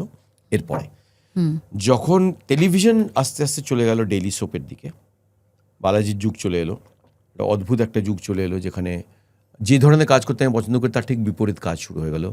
অ্যাক্টর কি আর্টিস্টকে অ্যাক্টর কি আর্টিস্ট হিসেবে না ধরে তাকে ওয়ার্কার হিসেবে দেখা হচ্ছিল। তাদের মাসিক একটা বেতন, হ্যাঁ। বেতন দিয়ে তাদের সারা মাস কাজ করানো, মাসের পর মাস কাজ করানো, বা তার কোনো সময় ধারা নেই, 2 দিন 3 দিন ধরে কন্টিনিউয়াস শ্যুট করা, এই ধরনের একটা কালচার চলে এসেছিল। গল্পের গরু গাছে চড়ছিল, হ্যাঁ, যা খুশি হচ্ছিল। আমি বললাম এটা তো আমি করতে পারবো না। মানে ভারতের টেলিভিশনের চরিত্রটা, রূপটা পাল্টে যাচ্ছিল, নেমে গেল। আমি ছেড়ে দিলাম। সবাই বললো পাগল নাকি, এই তো টাকা অর্জন করার সময়, কত টাকা লোকে অর্জন করতে পারে না, এটা হবে না আমার দ্বারা। আমি টিভি পুরোপুরি ছেড়ে দিলাম। তার জন্য সাহস দরকার ভীষণ। তো কিন্তু দেখো ম্যানিফেস্টেশন তাকেই বলে। ঠিক সেই সময় বাংলা ছবি থেকে ডাকে পাতাল ঘরে। তার ওরা ব্ল্যাক ম্যাজিক একটা ব্রাঞ্চ বসিয়েছিল, মানে শুরু করেছিল বম্বেতে, মাহিমে। তো সেখানে আমাকে ডাকলো, ওরা বললো আমরা একটা বাংলা ছবি করছি, একদম অন্য ধরনের, এরকম বাংলা ছবি হয়নি, হবে না, হবে কিনা জানি না। এবং এখানে আমাদের যেরকম চরিত্র, মানে যে নায়ক চাই, সে নায়ক কলকাতাতে এখন সেরকম নায়ক নেই। যে ধরনের ছবি তারা করছে সে ধরনের আমরা চাই না, তার থেকে একদম ভিন্ন, একটু বুদ্ধিদীপ্ত, একটু ইন্টেলেকচুয়াল, একটু থিঙ্কিং অ্যাক্টর চাই। তাই তোমাকে নিয়ে আমরা কাজ করতে চাই। টাকা দিতে পারবো না বেশি, খুব কম টাকা, কিন্তু সব টাকাই প্রোডাকশনে খরচ হয়ে যাবে, আমি করবো। কেন জানি আমার গাট ফিলিং বলেছিল করবো। আমি ট্রেনে করে গেছিলাম কলকাতায় শুটিংয়ের জন্য প্রথমবার। হ্যাঁ, মোনালিসা গেস্ট হাউসে ছিলাম। তো ওটা শ্যুট করলাম, এত ডিটেল কাজ, যেটা হিন্দিতেও হচ্ছিল না। দারুণ অভিজ্ঞতা। তো প্রথম হিন্দি ছবি 1084 কি মা, প্রথম বাংলা ছবি পাতালঘর। 1084 কি মা ন্যাশনাল অ্যাওয়ার্ড পাওয়া, লন্ডন ফিল্ম ফেস্টিভ্যালে যাওয়া, পাতালঘর 2টো ন্যাশনাল অ্যাওয়ার্ড পাওয়া, সেটাও লন্ডন ফিল্ম ফেস্টিভ্যালে যাওয়া। তো আমার যাত্রাটা একটু খুব ইন্টারেস্টিং, যেরকম আমি চেয়েছিলাম আর্টিস্টিক হবে, ক্রিয়েটিভ হবে। তারপর আমি টিভি থেকে সরে যাওয়াতে আমার অ্যাডের কাজ বেড়ে গেল। কেন তখন অ্যাড ডিরেক্টরসরা আমাকে, কেন টিভিতে করলে ওভার এক্সপোজারটা থাকে, তাই অ্যাডের অনেক সময় পছন্দ করে না। হঠাৎ আমাকে বললো ওরা, আমি অ্যাডের প্রচুর কাজ করতে শুরু করলাম। তারপর আমি বাইরে থেকে কাজ পেতে শুরু করলাম, বিবিসি চ্যানেল 4 থেকে ওরা ইন্ডিয়া সেন্ট্রিক কাজ শুরু করলো, ইন্ডিয়ান গল্প এই নিয়ে ওরা বিবিসি চ্যানেল 4 কাজ শুরু করলো। তো প্রথম ওরা প্রজেক্ট করলো সুটেবল বয়, বিক্রম সেটের সুটেবল বয় নিয়ে। তো আমি সেটাতে করলাম, ওরা এখানে রেকর্ডিং করতে এসেছিলাম, সেটা করলাম। বিবিসির সঙ্গে কাজ শুরু হয়ে গেল। তো আমার এই ধরনের কাজ শুরু হয়ে গেল। আর আমি যে নাটক করতে শুরু করলাম তার শোজ বেড়ে গেল। আমি মাসে 10টা করে শো করছি তখন। কোনো একটা 10টা করে শো করছে না মাসে, আমি 10টা করে শো। তারপর আমার বাইরে যাওয়া, আমার প্রথম লন্ডনে গিয়ে শো করলাম ওয়েস্ট এন্ডে, প্রথম নিউ ইয়র্কে গিয়ে শো করলাম অফ ব্রডওয়েতে। আমার নিউ ইয়র্ক টাইমসে এত বড় আর্টিকেল ছাপলো আমাকে নিয়ে। নিউ ইয়র্কে এজেন্ট আমার সাথে দেখা করতে এলো, আমাকে বললো তুমি নিউ ইয়র্কে থাকো প্লিজ, তোমার এখানে কাজ আমরা চেষ্টা করব। তখন আমি কিছুদিন নিউ ইয়র্কে থেকে গেলাম। ওখানে তো কাজ করেছো? হ্যাঁ, ইয়ার 2000 থেকে গেলাম কিছুদিন। কেননা আমি ওখানে দেখলাম যে ওখানে সেই সময়ও টেলিভিশন বলো কি সিনেমা বলো, ইন্ডিয়ানসদের কোনো জায়গা নেই সেরকমভাবে, সাউথ এশিয়ানদের কোনো জায়গা নেই, এশিয়ানদের কোনো জায়গা ছিল না। ব্ল্যাকসদের কিছু ক্যারেক্টার ছিল, আর ল্যাটিনোদের একটু শুরু হয়েছিল, পুরোপুরি না। সাউথ এশিয়ানদের তো কোনো কাজই ছিল না। তো করতাম কি, অডিশনের পর অডিশন দেওয়া ছাড়া, কখনো আরব হয়ে অডিশন দেওয়া, কখনো মেক্সিকানকে ল্যাটিনো হয়ে অডিশন দেওয়া, কিন্তু কাজ কিছু হতো না। আর ইন্ডিয়াতে আমার কাজ পড়েছিল, ইন্ডিয়াতে আমার সবাই আমাকে চেনে জানে, সবাই আমাকে ভালোবাসে। তো আমি তখন চলে এলাম, আবার ফেরত চলে। হ্যাঁ, আমি খুব চলে এলাম, আর ভালো করেছি চলে এলাম, কারণ এসেই আমার এখানে আবার কাজ শুরু হয়ে গেল। কিন্তু আমার ওই যে এক্সপিরিয়েন্সটা, সেটা তো হয়ে গেল। তারপর থেকে আমার বাইরে পারফর্ম করার এক্সপিরিয়েন্স কন্টিনিউয়াস। আমি এদিকে নিউজিল্যান্ড, অস্ট্রেলিয়া, ওদিকে মালয়েশিয়া, শ্রীলঙ্কা, দুবাই, কাতার ফাতার তো ছিলই, ইউরোপে, ফ্রান্স বলো, নেদারল্যান্ডস বলো, ওই বলো, এই সবগুলি নাটকের জন্য। ইউকেতে প্রত্যেক বছর আমি পারফর্ম করতাম। কিছু ইন্টারন্যাশনাল কাজও করেছি, ছবির কাজ। আমি সুইডিশ টিভির জন্য কাজ করেছি, ইউকে ইউএস কো প্রোডাকশন করেছি, ফোর্ড ফাউন্ডেশনের প্রোডাকশনে ইংরেজি ছবি করেছি, এসব করেছি আমি বাইরে। বাট মোটামুটি আমি বলতে পারি যে এই থার্ড স্টেজ অফ কাজটা, প্রথমে ছিল থিয়েটার নিয়ে পড়াশোনা, থিয়েটার পড়ানো, তার জায়গাটা।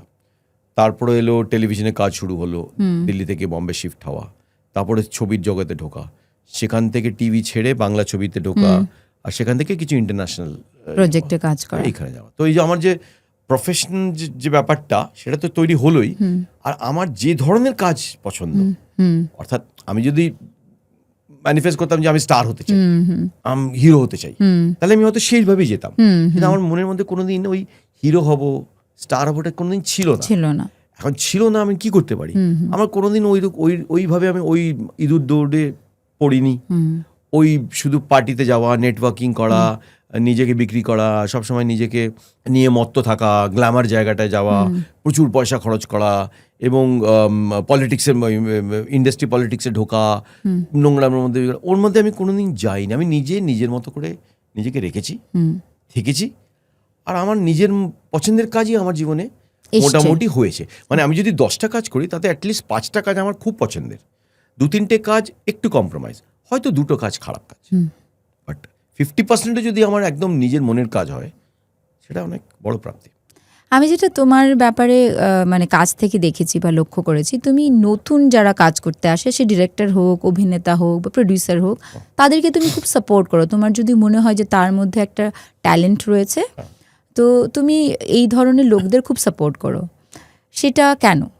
ওটা আমাদের আমি নিজের ছোঁয়া পাই।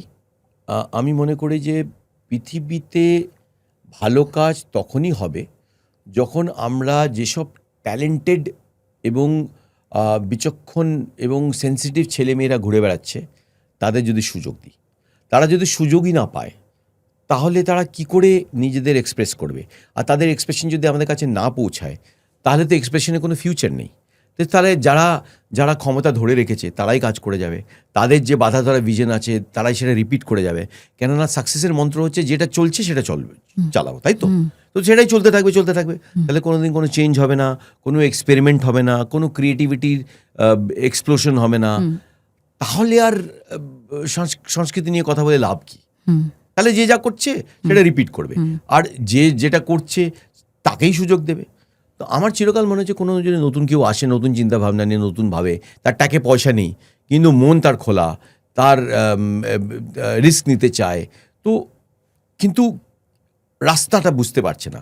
আমার মনে হয় আমার যে এক্সপিরিয়েন্স আছে, আমি যদি সেইটা এক্সপিরিয়েন্সটা দিয়ে তাকে হেল্প করতে পারি, গাইড করতে পারি, যেটা ওর মানে নিজে বুঝতে হয়তো 3-4 মাস লাগবে, সেটা আমি হয়তো ওকে 7 দিনে বুঝিয়ে দিতে পারবো।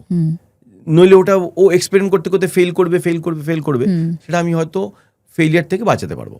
এখন সবসময় যে আমি সাকসিড করেছি তা নয়, কিন্তু আমি কোনোদিন নতুন কাউকে রিজেক্ট করে দিই। আমার কাছে যদি নতুন কেউ আসে, যে আমি কোনোদিন জীবনে কোনো কাজ করিনি, কিন্তু আমার মাথায় একটা আইডিয়া আছে স্যার, একটা গল্প আছে, আপনাকে ভেবে আমি ওই করেছি, একটু আপনি শুনে দেখুন। আমি শুনি, তারপর তো সেটা যদি মনের মধ্যে একটা কোনো একটা এর মধ্যে সুযোগ আছে কোনো নতুনত্বের দিকে নিয়ে যাওয়ার, তখন সেটাকে আমি সাজেস্ট করি। তারপর সে যদি রিসিভ করে, তারপর আমরা ডিসকাস করি কিভাবে করবে। তার গতানুগতিক প্রডিউসার আছে নাকি সে নানান জায়গা থেকে টাকা তুলছে, নাকি সে নিজের অল্প সঞ্চয়কে ইউজ করে নিজের মতো করে বানাচ্ছে। 3 রকমভাবেই আমি তাকে হেল্প করতে রাজি আছি। কখনো কখনো প্রডিউসার যদি বোকাচোকা হয়, কিংবা প্রডিউসার যদি অতি চালাক হয়, তার থেকে তাকে কি করে বাঁচানো যায় সেটার জন্য আমাকে কখনো কখনো ইন্টারভিন করতে হয়। কেন সে তো জানবে না, তাকে দিব্যি প্রডিউসার ভেঙে মুড়ে ছবিটাই পুরো গুবলেট করে দেবে। অনেক হয়েছে। বেশিরভাগ সময় আমি মানে একটি ভালো ছেলে ভালো কাজ করতে বেরিয়েছে, কিন্তু প্রডিউসার তাকে শেষ করেছে, কিংবা উল্টোটা আমার সাথে বেশ কয়েকবার হয়েছে। এবং কোথাও গিয়ে আমি ভয় পেয়ে গেছিলাম এটা কেননা বেশ কয়েকজন যাদের আমি ফ্রডই বলবো, যারা কোনো না কোনোভাবে আমাকে তারা কোনো না ভাবে ইন্টারেস্টেড করে দিয়েছে স্ক্রিন প্লে দিয়ে। স্ক্রিন প্লেটা ভালো লিখিয়েছে, হ্যাঁ, সুচিতা মিত্রের কোনো নভেল নিয়ে এই নিয়ে ওই নিয়ে তারা খুব ভালো স্ক্রিন প্লে লিখিয়ে আমাকে পাঠিয়েছে। আমি পড়ে খুব উচ্ছ্বসিত, এক্সাইটেড হয়েছি। পাউলিকে পাঠিয়েছে, পাউলিও এক্সাইটেড হয়েছে, দুজনে মিলে ডিসকাস করেছি, হ্যাঁ চল করি। তারপর কলকাতায় এসেছি, এসে সেটে গিয়ে দেখি যে ভদ্রলোক কিছুই জানে না, ইউনিট জঘন্য ইউনিট, কাজের কোনো ডিসিপ্লিন নেই, কাজের কোনো ভিশন নেই। এবং তখন মনে হয়েছে এই কোথায়, এরকম বেশ কয়েকবার হয়েছে। তো ওই সিচুয়েশনগুলো থেকে নিজেকে কি করে বের করা? 1-2বার ওই ছবি বন্ধ হয়ে গেছে, যা হয় আর কি, ছবি বন্ধ হয়ে গেছে। 1-2বার এরকম হয়েছে যে ছবি বন্ধ হয়নি, আমি অনেক চেষ্টা করেছি, কখনো বকে ছোকে, কখনো ধাক্কা দিয়ে কাজটাকে শেষ করিয়েছি। কাজটা অবশ্যই মানে যেটা আমি ভেবেছি তার 20% জায়গায় দাঁড়ায়নি, কিন্তু কিছু করার নেই, নাটক হয়ে গেছে। ফ্রড লোক তো ফ্রড করবেই। কেউ বলতে খারাপ লাগে প্রডিউসারের কিছু পয়সা সরানোর জন্য ছবি করছে, কেউ বলতে আরো খারাপ লাগে মেয়েবাজি করার জন্য ছবি করছে, কেউ জাস্ট ইন্ডাস্ট্রিতে ঢুকবো বলে একটা সুযোগ খুঁজছি, চলো এদের কাঁধে বন্দুক রেখে চালিয়ে দিই, এই করছে। তো এরকম আছে, কিন্তু রিস্ক না নিলে তো হবে না। আমি যেটা বললাম আর কি, 10টার মধ্যে 5টা যদি ভালো বেরোয়, 3টে যদি মোটামুটি বেরোয় আর 2টা খুব খারাপ বেরোয়, আমি রিস্ক নিতে রাজি আছি। এই যেহেতু তুমি বললে অনেকে অনেক মানে চিন্তা ভাবনা থেকে আজকাল এই আমাদের ইন্ডাস্ট্রিটাতে আসে, সেই প্রসঙ্গে তুমি জিজ্ঞেস করতে চাই যে আজকাল অনেককে দেখতে পাই যে রিল বানায় এবং তার অনেক ফলোয়ার্স রয়েছে এবং তাদেরকে অভিনেতা অভিনেত্রী হিসেবে অনেক প্রোডাকশন হাউস বলে। হ্যাঁ, সো এইটাকে তুমি যেহেতু তুমি একজন পড়াশোনা করে মানে জানো এই বিষয়টা সম্পর্কে, অনেক তোমার এটার পেছনে সময় দিয়েছো, রাইট? তারপরে তুমি এই প্রফেশনটাতে এসছো। তো আজকাল যে শর্টকাটে এই জিনিসগুলো হচ্ছে, মানে সবাই ভাবে যে আমি সবাই অভিনেতা হতে পারে, সেটাকে তুমি কিভাবে দেখো? দেখো, এটা দুটো দিক আছে। যারা সিনেমাটা তো একটা মেকারের মিডিয়াম, অ্যাক্টারের থেকে বেশি মেকারের মিডিয়াম, যে বানাচ্ছে, তার যদি মনে হয় যে আমার এই এলিমেন্টটা চাই, আমার এই ইনফ্লুয়েন্সারের ইনফ্লুয়েন্স চাই, আমার এই রিল স্টারের ফলোয়ার চাই, শুধু সেই জন্য বানাচ্ছে, তো বানাবে, তাদের দিক, আমার কিছু করার নেই। কিন্তু যেখানেই একজন ডাইরেক্টর নিজেকে আর্টিস্ট হিসেবে দেখবে, যেখানে একজন ডাইরেক্টর কিছু মানে জরুরি জিনিস তার ছবিতে আনতে চাইবে, যেখানে একজন ডাইরেক্টর কিছু ইন্টেলিজেন্ট কথাবার্তা বলতে চাইবে, সেখানেই তার কিছু ইন্টেলিজেন্ট সহকর্মী দরকার হবে, সেখানেই তার কিছু ট্যালেন্টেড ক্রুর দরকার হবে, সেখানেই তার এমন লোকজনের দরকার হবে যে তার ভিশনটাকে বোঝে। তখন সে কী করবে? তখন তাকে আসতেই হবে না। যার দরকার নেই সে তো এআই দিয়েও ছবি বানাতে পারে, সেটা তো আমার কন্ট্রোলে নয়, সেটা আমি কিছু করতে পারবো না। কাজে আমার কোনো রিল অ্যাক্টর কিংবা ইনফ্লুয়েন্সারের প্রতি আমার কোনো বিদ্বেষ নেই। তারা যা করছে করছে, তাদের যে নিচ্ছে তাদের হয়তো সে তো আমাকেও আজকাল যে কোনো প্রজেক্টের আগে সঙ্গে ইনস্টাগ্রামে হ্যান্ডেল চায়, কেন হ্যান্ডেল দিয়ে তারা দেখতে চায় ফলোয়ার কত, কী ধরনের ফলোয়ার, ইনফ্লুয়েন্স কত। এখন তারা যদি মনে করে যে একটি চরিত্রের চরিত্রায়ন করার জন্যে কজন লোকে আমার সোশ্যাল পেজ ফলো করছে, দ্যাট ইজ ইম্পর্টেন্ট, তো সেটা তার বুদ্ধি, তাহলে সে কি ছবি বানাবে সেটা তো বুঝতেই পারছো। তার যদি মনে হয় যে একটা পার্টিকুলার ইমোশনকে ছবিতে ধরার জন্যে ইনস্টাগ্রাম পেজ দেখতে হবে, এটা তার ভিশন, সেই ভিশনের সঙ্গে আমি যুক্ত না হয়েও আমার কিছু এসে যায় না। তোমার মনে হয় এই কারণগুলোর জন্য আমাদের এই যে ফিল্ম ইন্ডাস্ট্রি, তা হিন্দি হোক বা বাংলা হোক, তার গুণগত মানটা অনেক কমে যাচ্ছে?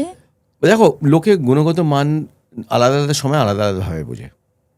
একটা সময় বাংলা ছবি যখন খুব খারাপ অবস্থা, 90-এর দশক এবং বিগিনিং অফ 2000, মানুষজন তো ছবি তখনও দেখছিল, তারা কি গুণগত মান যাচাই করছিল না? হ্যাঁ, তার আগে তপন সিনহা, তরুণ মজুমদার, দেবেন্দু পালিত, তার আগে ঘটকবাবু, মৃণাল সেন, রায়বাবু, এরা সবাই তো করে গেছে। তাহলে এই ধরনের ছবি কেন হচ্ছিল? গুণগত মানের যে ভাবনা চিন্তাটা, সেটা তো মানুষের মধ্যে পাল্টি খায়। আজকে যে লোকটা ট্রেনে বাসে রিল দেখতে দেখতে হ্যাঁ করতে করতে যাচ্ছে, তার নিজস্ব গুণের যে মাপদণ্ড আলাদা না।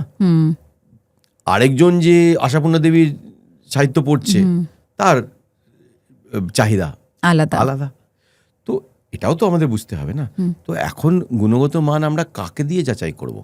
হ্যাঁ, এখন অবসেশন হচ্ছে নাম্বারস, সে নাম্বারস ফলোয়ার্সের হোক কি নাম্বারস সিআর ক্রোরে হোক। একটি ছবি আগে লোকে গল্প করতো ছবির ব্যাপারে, হ্যাঁ, ধরো সংসার সীমান্তে কিংবা কি বলে শ্রীমান পৃথ্বীরাজ, হ্যাঁ, এক যে ছিল দেশ, কি যে কোনো ছবির গল্প হতো। কেউ জিজ্ঞেস করেনি শ্রীমান পৃথ্বীরাজ কত টাকা অর্জন করেছে, কেউ জিজ্ঞেস করেনি গোপীগান বাঘামেন কত টাকা অর্জন করেছে, কেউ জিজ্ঞেস করেনি মেঘডেকার তারা কত টাকা অর্জন করেছে। তার ইম্প্যাক্টটা নিয়ে কথা হতো, এবং সেই ইম্প্যাক্টটা আলাদা আলাদা প্রজন্মের মধ্যে থাকতো, তাই তো? পরের প্রজন্মকেও ইম্প্যাক্ট করতো, এখনো রয়েছে। এখন সবাই নাম্বারস নিয়ে কথা বলে। এখন বলা হয় প্রথম দিন কি কালেকশন, সে কালেকশন দিয়ে লোকের মধ্যে ইমপ্রেশন তৈরি করা হয় ছবি ভালো না খারাপ। এখন কেউ যদি বলে আরে ওই ছবিটা তো প্রথম দিন 12 কোটি অর্জন করেছে, এই ছবিটা 6 কোটি করেছে, ইস, তাহলে লোকে মনে করবে 6 কোটি যে অর্জন করেছে এটা খারাপ ছবি, বাজে ছবি। তো লোকে এইভাবে জাজ করছে। আগে ছবির রিভিউ বেরোতো, ক্রিটিক্যাল রিভিউ বলতাম, 1 পেজ, মাঝে মাঝে 1 ফুল পাতা খবরের কাগজে রিভিউ বেরোতো। এখন ছবির রিভিউ হচ্ছে স্টার দিয়ে দেখে, লোকে রিভিউ পড়েও না, হয়তো স্টার দেখলো 1 স্টার 2 স্টার 3 স্টার। তুমি কি বুঝবে ছবির বিষয়বস্তু, ছবির ইতিহাস, ডাইরেক্টরের ভিশন, তুমি কি করে বুঝবে? তো এটা একটা সময়ের চক্র। অথচ এরকম নয় যে এই সময় সবাই একই রকম, না, সেই সময় দাঁড়িয়েও তো তার থেকে ভিন্ন চ্যালেঞ্জ করা কাজ তৈরি হচ্ছে। তবেই না কি বলে তোমার all we imagine is light হয়, তবেই না হোম বাউন্ড হয়। হচ্ছে তো, এরকম তো নয় যে হচ্ছে না। তো এরা কি করে হচ্ছে? কেন কেউ তো ভাবছে যে আমি মালয়ালি ল্যাঙ্গুয়েজে, মারাঠি ল্যাঙ্গুয়েজে একটা ছবি বানাবো যেটার এইরকম কালার হবে, ডার্ক হবে, সফট ফোকাস হবে, ব্লু ওই হবে, সেখানে আমি কিছু 3টি মহিলার ছবি জীবনটাকে ধরবো, যে দেখবে দেখবে, যে দেখবে দেখবে না, কিন্তু আমি আমার কথা বলবো। সে তো বানাচ্ছে। আরেকজন মেয়ে তো লাপাতা লেডিস বানাচ্ছে, সেও তো কয়েকজন মেয়ের জীবনটাকে ধরার চেষ্টা করছে অন্য টোনে। তার মধ্যে হাসি আছে, ঠাট্টা আছে, গান আছে, ভালো লাগা আছে, অনুরাগ আছে, কিন্তু সেখানেও সে ধরার চেষ্টা করছে। তো চেষ্টা তো করে যাচ্ছে, এরকম নয় যে সব একই রকম। সেটা হচ্ছে গুণগতভাবে, হয়তো টেকনিক্যালি সব বেটার হয়ে যাচ্ছে, হবেই, টেকনোলজি ইমপ্রুভ হবে, টেকনিশিয়ানস ইমপ্রুভ হবে, হয়তো গল্পের মান পড়ে যাচ্ছে, কিন্তু তার থেকে ভিন্ন মেরুর লোকও চিরকাল ছিল এবং চিরকাল থাকবে। তুমি এই 3টে ছবির নাম বললে, মানে রেফারেন্স হিসেবে, একটাও কিন্তু তুমি বাংলা ছবির কথা বললে না। বাংলায় কি কোনো ভালো কাজ হচ্ছে না? বাংলা কেন ভালো খাওয়া যাবে না? আমি বাংলাতে যাদের যাদের কাজ পছন্দ করি, ইন্দ্রাশিসের কাজ পছন্দ করি, আমি বাংলাতে আদিত্য বিক্রমের কাজ খুব পছন্দ করি, আমার খুব প্রিয়। আমি কৌশিকের কিছু কিছু কাজ বেশ পছন্দ করি। আমি বাকিটা ব্যক্তিগত আমার খুব পছন্দের কাজ ছিল, প্রদীপ্তদার কাজ আমার খুব পছন্দের কাজ ছিল। আমি যে খুব বেশি বাংলা ছবি দেখেছি তা না, আমার অনির্বাণের যে প্রথম ছবিটা আমার খুব ভালো লেগেছিল, পল্লবপুরের রূপকথা, হ্যাঁ ওটা খুব ভালো লেগেছিল, কেননা ছবিটা অডিয়েন্সের কাছে পৌঁছাচ্ছে কোথাও না কোথাও বিনোদনের জায়গা থেকে, কিন্তু সেই বিনোদনের পেছনে যে চিন্তা ভাবনা, এটা অত্যন্ত আর্টিস্টিক চিন্তা ভাবনা, যে অনির্বাণ সেটাকে এক জায়গায় আনতে পেরেছে। তো এই ধরনের কাজ তো বাংলাতে কন্টিনিউস হচ্ছে, কিন্তু এই কাজ চিরকাল এক্সেপশন থাকবে, কোনো রুল হবে না। রুল হবে যখন একটা ছবি হিট হবে, তখন অন্যজন ওরকমই বানানোর চেষ্টা করবে। ধরো বাংলা ছবিতে বাঙালি দর্শক যেটা পছন্দ করে, সেটা মেইনলি মেলোড্রামা পছন্দ করে, মেলোড্রামাটিক, মা ছেলে, বাবা ছেলে, হ্যাঁ, বুড়ো আর তাদের বাচ্চারা, বুড়ো বুড়ি বাচ্চা, কোথাও melodrama, family drama, melodrama, family drama, এই জায়গাগুলো খুব পছন্দ করে, তাই না? বাঙালি কিছু কিছু জায়গায় অ্যাডভেঞ্চারও পছন্দ করে, তাই কিছু কিছু অ্যাডভেঞ্চারের ছবিও চলে, কিন্তু বেশিরভাগই দেখেছি বাঙালি মেলোড্রামাটাকে খুব পছন্দ করে। ও হাই মেলোড্রামা যে ছবিগুলো হয়, সেগুলো কোথাও না কোথাও বাঙালি হলে গিয়ে দেখছে, কিন্তু তার মধ্যে অনেক যখন ছবি বানায়, অনেক নিজের পলিটিক্স, নিজের সেন্স অফ হিউমার, নিজের অদ্ভুত অদ্ভুত সব চরিত্র তৈরি করে, যেগুলোকে সে বাঙালির সামনে রাখে, বাঙালি তাকে লুপে নেয়। তাহলে এর মধ্যেও তো অনেক নিজের জায়গাটা তৈরি করে নিচ্ছে, নিজের একটা অডিয়েন্স তৈরি করছে। যখন অনেকের ছবি যে দর্শক ভালোবাসবে, সেটা তার অডিয়েন্স তৈরি হচ্ছে। তো অডিয়েন্স তৈরি করাটাও তো একটা আর্ট। তো অডিয়েন্স তৈরি হচ্ছে, হয়তো আদিত্য অডিয়েন্স তৈরি করতে পারেনি, কিন্তু আদিত্য যে ছবি করেছে সেগুলো এর পরের প্রজন্মর কাছে থেকে যাবে অ্যাজ এই সময়ের বাংলা শ্রেষ্ঠ ছবির মধ্যে তাকে গোনা হবে, এটা নথি হয়ে থেকে যাবে, একদম থেকে যাবে। তুমি বাংলা, হিন্দি, আরো বিভিন্ন ভাষায় কাজ করো ক্যামেরার সামনে, কিন্তু তুমি ব্যক্তিগতভাবে মঞ্চে অভিনয় করতে বেশি পছন্দ করো, সেটা কেন? ওটা অনেকটা বেশি পার্সোনাল জায়গা। সেটা কারণ হচ্ছে যে ছবির জায়গা, টেলিভিশনের জায়গা, ওটিটির জায়গাটা বাজারের জায়গা। সেখানে বাজার অনেক কিছু তোমার ঠিক করে দেয়। বাজার ঠিক করে দেয় কাস্টিং কী হবে, বাজার ঠিক করে দেয় ডিস্ট্রিবিউশন কীরকম হবে কি হবে না, বাজার ঠিক করে যায় প্লটটা এদিকে যাবে না ওদিকে যাবে, অনেক সময় ঠিক করে তো, হ্যাঁ, বাজার ইনফ্লুয়েন্স করে, লুক হবে কীরকম হয়, ফিল কীরকম হয় বাজার। নাটকে সেটা করতে পারে না। নাটকে বাজার আছে, কারণ আমাদের তো অডিয়েন্সকে টানতে হয়। কিন্তু নাটকে কোথাও তুমি নিজের ক্রিয়েটিভিটিটাকে নিজের মতো করে প্রেজেন্ট করতে পারো, তারপর দর্শকের কাছে ছেড়ে দাও, সেটা নেবে কি নেবে না। সিনেমার এবং অন্য মিডিয়ামে আগে থেকেই তারা ডিসাইড করে নেয় এটা লোকে খাবে, এটা খাবে না, এটা করে নেবে, এটা নেবে না। এই ফ্যাক্টরগুলো প্রচন্ড বেশি কাজ করে। কাজে তার থেকে বেরিয়ে যারা ছবি করে যেটা বললাম এক্সেপশন। কিন্তু নাটকে বেশিরভাগ নাটকের লোকজনই তার নিজের কথাটা বলে, নিজের মতো করে বলে, এবং তারপর দর্শকের উপর ছেড়ে দেয় তারা কিভাবে নিচ্ছে। প্লাস সরাসরি দর্শকদের সামনে না। আর পারফর্মিং আর্টসের যে আলাদা মজা সেটা হচ্ছে যে কোনো ফিল্টার নেই। তুমি সত্যকে দর্শকের কাছে পৌঁছে দিচ্ছ ডাইরেক্টলি। তুমি নিজের কথাটা বলছো, তার মাঝখানে কোনো পর্দা নেই। আর তুমি সেটা সেই সময় তৈরি করছো, জীবনটাকে সেই সময় তুমি গড়ে তুলছো। সেই জীবনটা যদি তুমি কিছু ভুল করো সেটাও জীবন, আর তুমি ঠিক করো সেটাও জীবন। সেই খারাপ ভুল ঠিক সব কিছুর মধ্যে দিয়ে জীবনটা গড়ে উঠছে, আর দর্শক রক্ত মাংসকে দেখতে পাচ্ছে ঠিক তার সামনে। এই যে যোগাযোগটা, এই যে কানেকশনটা, এটা অন্য কোনো আর্টে নেই। না পেন্টিংয়ে আছে, না লিটারেচারে আছে, না কোনো আর্টে নেই। সব আর্টে একটা ফিল্টার আছে। রাইটার নেই, বই আছে। পেন্টার নেই, পেন্টিং আছে। ডাইরেক্টর নেই, পর্দা আছে। কিন্তু থিয়েটারে নাটক আছে, দর্শক আছে, এবং তারা একসাথে কোথাও না কোথাও তাদের এই যে ক্রিয়েশনটা তারা একসাথে করছে। এই প্রসঙ্গে আমি একটা নাটক থেকে সরে একটা অন্য কথা বলতে চাই। যারা সিনেমা ভালোবাসে তাদের জন্য ফিল্ম ফেস্টিভ্যাল একটা জায়গা রাখে, আলাদা জায়গা রাখে, রাইট? সো এই বছর যে মুম্বাইতে ফিল্ম ফেস্টিভ্যালটা হলো না, মামিটা হলো না, অথচ কলকাতা ফিল্ম ফেস্টিভ্যাল, গোয়াতে ইন্টারন্যাশনাল ফিল্ম ফেস্টিভ্যাল সবগুলো হলো, এই মামির যেটা হলো না সেটা তুমি একজন সংস্কৃতি কর্মী হিসেবে কিভাবে দেখো? কলকাতা ফিল্ম ফেস্টিভ্যাল সরকারি ফেস্টিভ্যাল, ইফি গোয়া সরকারি ফেস্টিভ্যাল, মামিটা সরকারি ফেস্টিভ্যাল না, বেসরকারি ফেস্টিভ্যাল। এটা চিরকালই কোনো না কোনো স্পন্সরশিপ, কোনো না কোনো পেট্রনেজের উপর ডিপেন্ড করে। এটা খুব দুঃখের বিষয় যে মুম্বাই একটি ফিল্ম ক্যাপিটাল হওয়া সত্ত্বেও মুম্বাইয়ের যে ফিল্ম মেকার্সরা কোনোদিন একটা ট্রাস্ট কিংবা ইনভেস্টমেন্ট তৈরি করতে পারেনি যেটা কন্টিনিউয়াসলি একটা ফিল্ম ফেস্টিভ্যালকে চালাতে পারবে। এটা তাদের বিফলতা। ফিল্ম ফেস্টিভ্যালে ম্যানেজমেন্ট চেঞ্জ হয়েছিল লাস্ট ইয়ার, এবং লাস্ট ইয়ার হয়েছিল মামি, এর পরের বছরও হবে। কেন এখন ফিল্ম ফেস্টিভ্যাল যারা কন্ডাক্ট করছে তারা বিচক্ষণ সিনেমার মানুষ, তারা সিনেমা নিয়েই তাদের ভাবনা চিন্তা, অন্য কিছু নিয়ে না। কিন্তু ইনভেস্টমেন্ট তৈরি করা, স্পন্সরশিপ আনা, ভেনিউজ তৈরি করা, এইটা একটা আলাদা কাজ। কেননা কলকাতাতে নন্দন আছে, যেটা সেন্ট্রাল জায়গা। ইফি গোয়াতে ওদের গোয়ার কালচারাল সেন্টার আছে সেন্ট্রাল। মুম্বাইতে কোনো সেন্টার নেই যেখানে ফেস্টিভ্যাল কখনো এখানে হয়, কখনো প্রাইভেট হল পিভিআর এর সঙ্গে যুক্ত হয়ে হয়, কখনো রিগাল টেকের সঙ্গে যুক্ত হয়ে হয়, শিফট হতে থাকে, স্পন্সার্স শিফট হতে থাকে, কখনো জিও আসে, কখনো রিলায়েন্স আসে, কখনো এই আসে, কখনো ও আসে।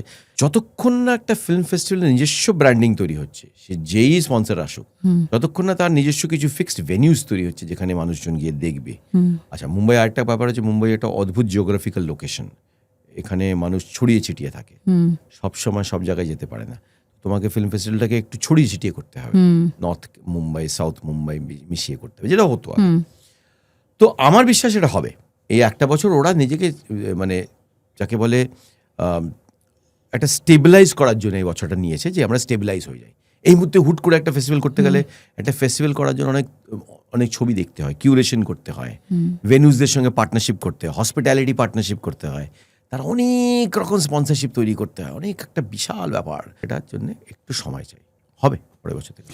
তুমি নিজেই বললে যে কলকাতাটা গভর্নমেন্ট করে, গোয়ার ফেস্টিভ্যালটা সেন্ট্রাল গভর্নমেন্ট করে। তোমার মনে হয় যে মুম্বাই ফিল্ম ফেস্টিভ্যালটা, যেহেতু মুম্বাইতে আমাদের দেশে সব থেকে বড় ফিল্ম ইন্ডাস্ট্রিটা রয়েছে, তো এটাও মুম্বাই মহারাষ্ট্র গভর্নমেন্টের ইনিশিয়েটিভ নেওয়া উচিত? মহারাষ্ট্র গভর্নমেন্টের কালচারাল মিনিস্ট্রি এটাকে সাপোর্ট করতো। যখন প্রথম মামি ফেস্টিভ্যাল হয়, 1084 মা দিয়ে ওপেন হয় প্রথম মামি ফেস্টিভ্যাল 98-এ, তখন যে কালচারাল সেক্রেটারি ছিলেন উনি এটাকে পুরোপুরি সাপোর্ট করেছিলেন। তখনকার সরকারও সাপোর্ট করেছিলেন। চিফ মিনিস্টার এসেছিলেন ওপেনিং ছবি দেখতে, চিফ মিনিস্টারের বাড়িতে পার্টি হয়েছিল আফটার ওপেনিং ফিল্মের, মনে আছে। কিন্তু ওটা লিমিটেড সাপোর্ট ছিল, ফেস্টিভ্যালটা ইন্ডিপেন্ডেন্ট ছিল সরকারের থেকে। দেখো, সরকারের যেমন একটা ভালো দিক আছে, একটা ভুল দিকও আছে, সেটা হচ্ছে বেশি ইন্টারফারেন্স।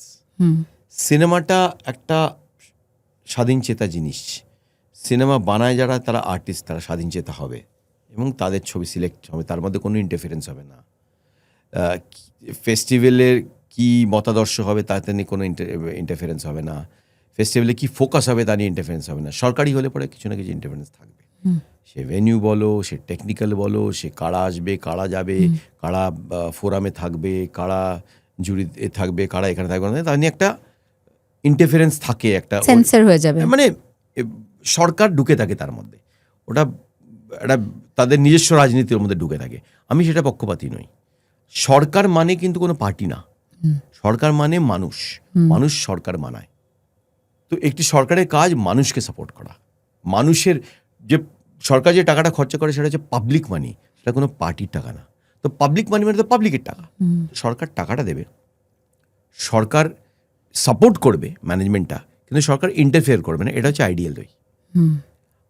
তাহলে ফেস্টিভ্যাল খুব ভালো হবে। কিন্তু দুনিয়াতে প্রচুর ফেস্টিভ্যাল আছে এখানে সরকারি ফেস্টিভ্যাল নয়, সেগুলো তো কোনো সরকারি ফেস্টিভ্যাল নয়। হ্যাঁ, তো এত বছর ধরে ভেনিস তো চলছে। সরকারি ফেস্টিভ্যাল নয়, টরন্টো কোনো সরকারি ফেস্টিভ্যাল নয়, তো চলছে। যেহেতু আমরা ফেস্টিভ্যাল নিয়ে কথা বলছি, ফিল্ম ফেস্টিভ্যাল নিয়ে, আমি জানি তুমি প্রচুর ওয়ার্ল্ড ফিল্মস দেখো, ওয়ার্ল্ড ফিল্মের ডিরেক্টরদের ছবি দেখো। তোমার পছন্দের ডিরেক্টর কারা, কাদের ছবি দেখতে তুমি ভালোবাসো? আমার নানান রকম ছবি, আমি তো একজোটটা নাম বললে তো হবে না। আমাকে যারা যারা ইনফ্লুয়েন্স করেছে, একদম প্রথম দিক থেকে যারা ইনফ্লুয়েন্স করেছে, তাদের চার্লি চ্যাপলিন অবশ্যই চলে আসে। বাস্টার কিটন, চার্লি চ্যাপলিনের সাইলেন্ট ছবি, তাতে আমার একটা ছবি, আমার সাইলেন্ট ছবির মধ্যে একটা ছবি আমাকে ভীষণ ইনফ্লুয়েন্স করেছিল, Passion of Joan of Arc বলে, কার্ল রাইডারের ছবি। অদ্ভুত, আমি জীবনে কোনোদিন ওরকম ক্লোজ আপের ইউজ কোনোদিন দেখিনি। Passion of Joan of Arc পুরো ছবিটা ক্লোজ আপে তৈরি শ্যুট করা, অসাধারণ ছবি। আমাকে তোমার জার্মান এক্সপ্রেশনিস্টিক ছবি খুব ইমপ্রেস করেছিল, বিশেষ করে এম বলে, যেটা 1930s হয়েছিল। ওটা প্রথম সিরিয়াল কিলারের ওপর ছবি, ঠিক আছে? সিরিয়াল কিলার নিয়ে কোনো ছবি হয়নি, এর আগে হয়নি, প্রথম সিরিয়াল কিলার ছবি। আর টকি তখন শুরু হয়েছে। আমার আমেরিকান ছবি দেখতে যখন শুরু করি তখন কাউবয় ওয়েস্টার্নের ছবি আমার খুব ভালো লাগতো। তখন আমি how green was my valley, John ফোর্ডের ছবি দেখেছিলাম। তো জন ফোর্ড আমার পছন্দের ডাইরেক্টর ছিল। তারপরে আমি ইতালিয়ান ছবি দেখতে শুরু করি, বাইসাইকেল থিফ দিয়ে। তখন ইটালিয়ান নিওরিয়ালিজমের ফ্যান হই। তারপর আমি থ্রু 400 ব্লুজ দেখে পাগল হয়ে যাই। তখন ফ্রেঞ্চ নিউ ওয়েভ নিয়ে মাথা ঘামাতে শুরু করি। বার্গম্যানের কী বলে ওয়াইল্ড স্ট্রবেরিজ দেখে মাথা খারাপ হয়ে যায়, তখন আমি বার্গম্যানের ফ্যান হয়ে যাই। তারপর আস্তে আস্তে কন্টেম্পোরারি ছবির দিকে যখন আসি, আমার তখন ওয়াঙ্কার ওয়াইয়ের ছবি ভীষণ ভালো লাগতে লাগে, ঠিক আছে? তারপর ফাতে আকিনের ছবি আমার খুব ভালো লাগতে লাগে, কিম কিডুকের ছবি আমার খুব ভালো লাগতে লাগে। এটা হচ্ছে আমার জেনারেশনের ইরানিয়ান ছবি, মাজিদি অবভিয়াসলি। ইরানিয়ান ছবি তো একটা ট্র্যাডিশন তৈরি করে দেয় যে নিজের কথা বলবো, সমাজের কথা বলবো, অথচ সরলভাবে বলবো, স্বচ্ছভাবে বলবো, মানুষের জীবনকে তুলে ধরবো, যেমন জীবন সেরকমই, অথচ তার মধ্যে একটা কাব্য ব্যাপার থাকবে, একটা পার্সিয়ান পোয়েট্রি এবং পার্সিয়ান মোজাইকের একটা ব্যাপার থাকবে। তো ইরানিয়ান ছবি তো অবশ্যই ভালো লাগে। আসগর ফারাদি এখন সেই ট্র্যাডিশনটাকে কোনো অন্য জায়গা নিয়ে চলে গেছে, অসাধারণ জায়গা নিয়ে। জাফর পানাহি মাঝখানে এখনও গোল দিচ্ছে ফাটিয়ে। আর কিরোস্তামি দিয়ে শুরু হয়েছিল সেগুলো, মাহিদি দিয়ে শুরু হয়েছিল, মকবল খফ দিয়ে শুরু হয়েছিল, সেটা এখন অনেক একদম অন্য লেভেলে চলে গেছে ইরানিয়ান ছবি জায়গা। বাট তাছাড়াও এখন কন্টেম্পোরারি কাজ, মানে একদিকে যখন তোমার মার্ভেল ইউনিভার্স ছবিকে ইনফ্লুয়েন্স করছে, মার্কেটই সব কিছু হয়ে গেছে, বাণিজ্যই শেষ কথা হয়ে গেছে, ফ্র্যাঞ্চাইজিস মানে নিয়েই ছবির চিন্তা ভাবনা হয়। একটা ছবি যখন বানাচ্ছে হলিউড, তখন তার আরও 10টা কীরকম তৈরি করা যায় সেই ভাবছে। সেইখানে কিন্তু ইন্ডিপেন্ডেন্ট কিছু ডাইরেক্টার্স বেরোচ্ছে হলিউডে বিশেষ করে, যারা হলিউডকে কনস্ট্যান্টলি চ্যালেঞ্জ করছে, তাদের ছবি বানানোর স্টাইলকে চ্যালেঞ্জ করছে। তো সব জায়গাতেই সবসময় এটা হয়ে থাকে, এখনও হচ্ছে। বাট সিনেমা আমার কাছে একটা কালচারাল উইন্ডো, আমার কাছে একটা জানলা, যেখান দিয়ে আমি আলাদা আলাদা কালচার, আলাদা আলাদা সমাজ, তার ভ্যালু সিস্টেমগুলো দেখতে পাই। ভিয়েতনামের ছবি দিয়ে ভিয়েতনামে ঢুকে যাই, মঙ্গোলিয়ান ছবি দিয়ে মঙ্গোলিয়াতে ঢুকে যাই। তো আমার কাছে একটা কালচারাল উইন্ডো, আবার একটা আর্টিস্টিক এক্সপ্রেশন, আবার কোথাও একটা আয়না দেখা, তাই না? নিজের যে ইস্যুসগুলো সেটা সিনেমাতে যখন দেখতে পাই, ওই চরিত্রের মধ্যে দেখতে পাই, তখন নিজের ইস্যুগুলোকে আরও ভালোভাবে বুঝতে পারি এবং তখন বোঝার চেষ্টা করি যে ডাইরেক্টরটা কী করে ধরলো, এত সূক্ষ্মভাবে অথচ এত নিপুণভাবে কী করে ধরলো। সেখানেই সিনেমার ভাবনা চিন্তাটা বাড়ে, প্রখর হয়। কিন্তু যেটা বললাম, শুরু হয়েছে কোথা থেকে? সাইলেন্ট যুগ থেকে। তো সিনেমার ইতিহাসটা বুঝতে হবে যে সিনেমাটা কীভাবে মুভ করেছে, আস্তে আস্তে সিঁড়ি ধরে ধরে ধরে ধরে এই জায়গায় এসছে। আজকে তুমি যে জায়গায় সিনেমাটাকে দাঁড় করিয়েছো সেটা এক লাফে তো আসেনি, ধাপে ধাপে এসছে। প্রত্যেকটা ধাপকে বোঝাই হচ্ছে সিনেমা বোঝা, সিনেমার ইতিহাসকে বোঝা। এবং সিনেমার আর্টিস্টিক দিকটা আমি মনে করি এই স্পেশাল এফেক্টসের যুগেই সবথেকে বেশি প্রখর ছিল, কেন তখন সিনেমা নিয়ে চিন্তা ভাবনাটা ছিল মানুষকে নিয়ে চিন্তা ভাবনা করছে। তার মধ্যে টেকনোলজি রয়েছে, কিন্তু ক্যামেরার লেভেলে টেকনোলজি আছে। ডিজিটালাইজ হওয়ার পর যে অনেক কিছু করতে পারছে যেটা মানুষের আয়ত্তের মধ্যে ছিল না তখন, তাই জন্য মানুষ এমন জিনিস, গল্প, এমন সিচুয়েশন, এমন মোমেন্টস ভাবতো যেখানে মনুষ্যত্ব রয়েছে। তাই জন্যই ইমোশনস অনেক বেশি মনুষ্যত্ব কাব্যময় ছবি হতো। তোমার আমি বলবো যে 70s যে আমেরিকাতে যে ইন্ডিপেন্ডেন্সের মুভমেন্ট ছিল, যেখানে সেই সময় স্করসেসি, ব্রায়ান ডি পামা এরা সব বেরোয়, সেই সময়টা অবধি অসাধারণ একটা ট্র্যাডিশন চলে এসছে। একেবারে সোজা সাইলেন্ট ইরা থেকে Italian neorealism, French new wave, Japanese masters, German expressionism, এই সবের মধ্যে দিয়ে রাশিয়ান মাস্টার্স, এদের দিয়ে 70s লেট 60s থেকে লেট 70s অবধি আমেরিকান ইন্ডিপেন্ডেন্স মুভমেন্টের এতগুলো ধারা ধরতে পেরেছে। তারপরে সেরকম কোনো ধারা তৈরি হয়নি। এক দুটো ধারা তৈরি হয়েছে তোমার এই কী বলে হল্যান্ডের তোমার ডগমা ফিল্মসের একটা ধারা ওখানে এসছে, ডগমা ফিল্ম, যেখানে ওদের কাছে কোনো বাজেট নেই, টাকা নেই, কিছু নেই, তাই ওরাও ডিসাইড করলো যে আমরা কিছু ছাড়াই ছবি বানাবো, ক্যামেরা নেব, যা লাইট আছে সেখানে ছবি বানাবো, কোনো লাইট ভাড়া করবো না। কাজে রাত্রিবেলা শ্যুট করছে, স্ট্রিট লাইটে ঝিরিঝিরি ওই আসছে, ইমেজ আছে, ওরা সেটাকেই ধরে রাখছে। ক্যামেরা বাইরে থেকে, ক্যামেরা থেকে ক্যারেক্টার বেরিয়ে যাচ্ছে, আবার ঢুকে পড়ছে, ওরা সেটাকেই ধরে রাখছে। এটাকে ডগমা ফিল্ম বলে।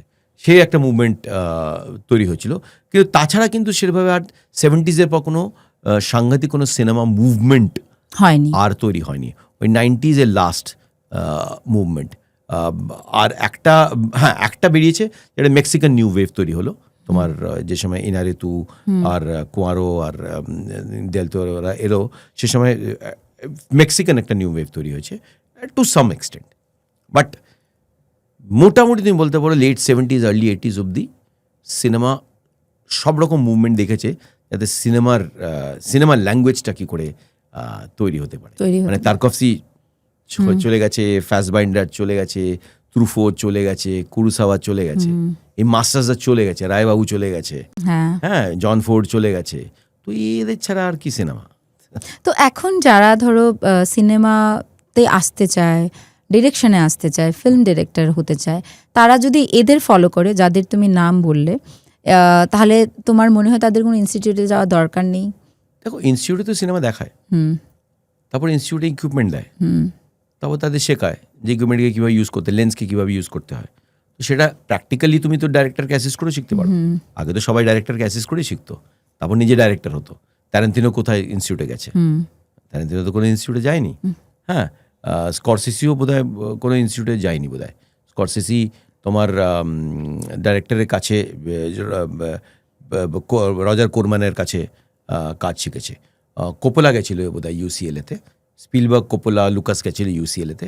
কিন্তু স্করসেসি আমার মনে হয় না কোনো ইনস্টিটিউটে গেছে, সে ছবি দেখেই শিখেছে। ছবি তার শিক্ষা। লিঙ্কলেটারও বোধহয় ছবি দেখেই শিখেছে, তারান্তিনো ছবি দেখেই শিখেছে, তো রায়বাবু তো ছবি দেখেই শিখেছিলেন, ঘটকও তো ছবি দেখেই শিখেছে ছবি। তারপর তারা ছবি পড়িয়েছেন, ছবি দেখে শিখে ছবি বানিয়ে তুমি ছবিকে ব্রেকডাউন করলে তো তোমার শিক্ষা শুরু হয়ে যায়।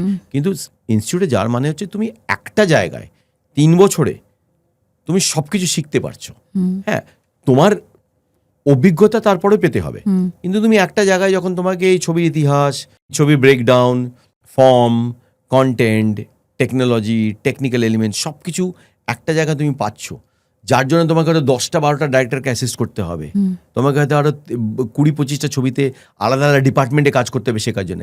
সেখানে তুমি একটা ইনস্টিটিউটে গিয়ে তুমি তো অনেক কিছু টেকনিক্যালি সাউন্ড হয়ে যাচ্ছে, তুমি দেখো ভিশনও ক্লিয়ার হচ্ছে। দেখো, ইনস্টিটিউটে তোমাকে ছবি দেখানো হয়, ইনস্টিটিউটে তোমার ফিল্ম অ্যাপ্রিসিয়েশন হয়। আমি করেছি ফিল্ম অ্যাপ্রিসিয়েশন কোর্স, এফটিআইয়েরই যে নাম করা আর্কাইভিস্ট ছাবড়িয়া, সুরেশ ছাবড়িয়া ছিলেন, তার ফিল্ম অ্যাপ্রিসিয়েশন কোর্স আমি করেছি, যেখানে উনি আমাদের 30-40খানা আলাদা আলাদা ছবি দেখিয়েছেন, ছবির ল্যাঙ্গুয়েজ বুঝিয়েছিলেন, সব কিছু বুঝিয়েছিলেন।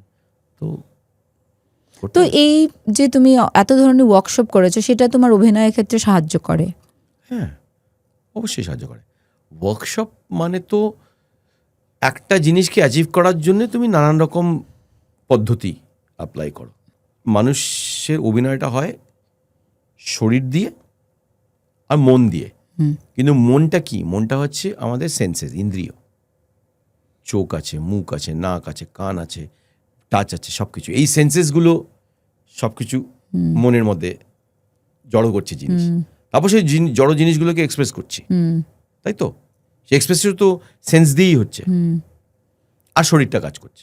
তো পুরো শরীর দিয়ে আর শরীর ইন্দ্রিয়গুলো দিয়ে অভিনয়টা হয়। তো সেগুলোকে ট্রেন করতে হবে না? সেন্সগুলোকে ট্রেন করতে হবে না? শোঁকা ট্রেন করতে হবে না? ছোঁয়া ট্রেন করতে হবে না? করতে হবে তো। তুমি, আমি যতদূর জানি, মূলত হিন্দি এবং ইংরেজি মাধ্যমে নাটকে অভিনয় করো। বাংলায় কোনোদিন অভিনয় করা নাটকের ইচ্ছে রয়েছে? ছোটবেলার পর তো আর কেউ সেভাবে অফার করেনি আমার কাছে। কলকাতায় গিয়ে মাসের পর মাস থেকে নাটক করা তো একটা চাপের ব্যাপার, কারণ আমি তো এখানে বম্বেতে থাকি। কিন্তু এরকম যদি কোনো প্রজেক্ট আসে যেখানে বাংলা নাটক করছে, একটি স্পেসিফিক প্রজেক্ট তৈরি করছে, কিছু স্পেসিফিক কথা ভাবনা ভেবে, তার একটা টাইম লাইন আছে যে আমরা 1 মাস রিহার্সাল করবো, তারপর 1 মাস কন্টিনিউয়াস এখানে শো করব, তারপর যেখানে যেখানে শো হবে তখন, সেটা তো করাই যায়। কিন্তু ওটার জন্য একটা অফার চাই না, স্পেসিফিক অফার চাই। জাস্ট গিয়ে ওখানে গিয়ে রোজ রিহার্সালে চলে গেলাম, এই করলাম ওই করলাম, সেটা হবে না।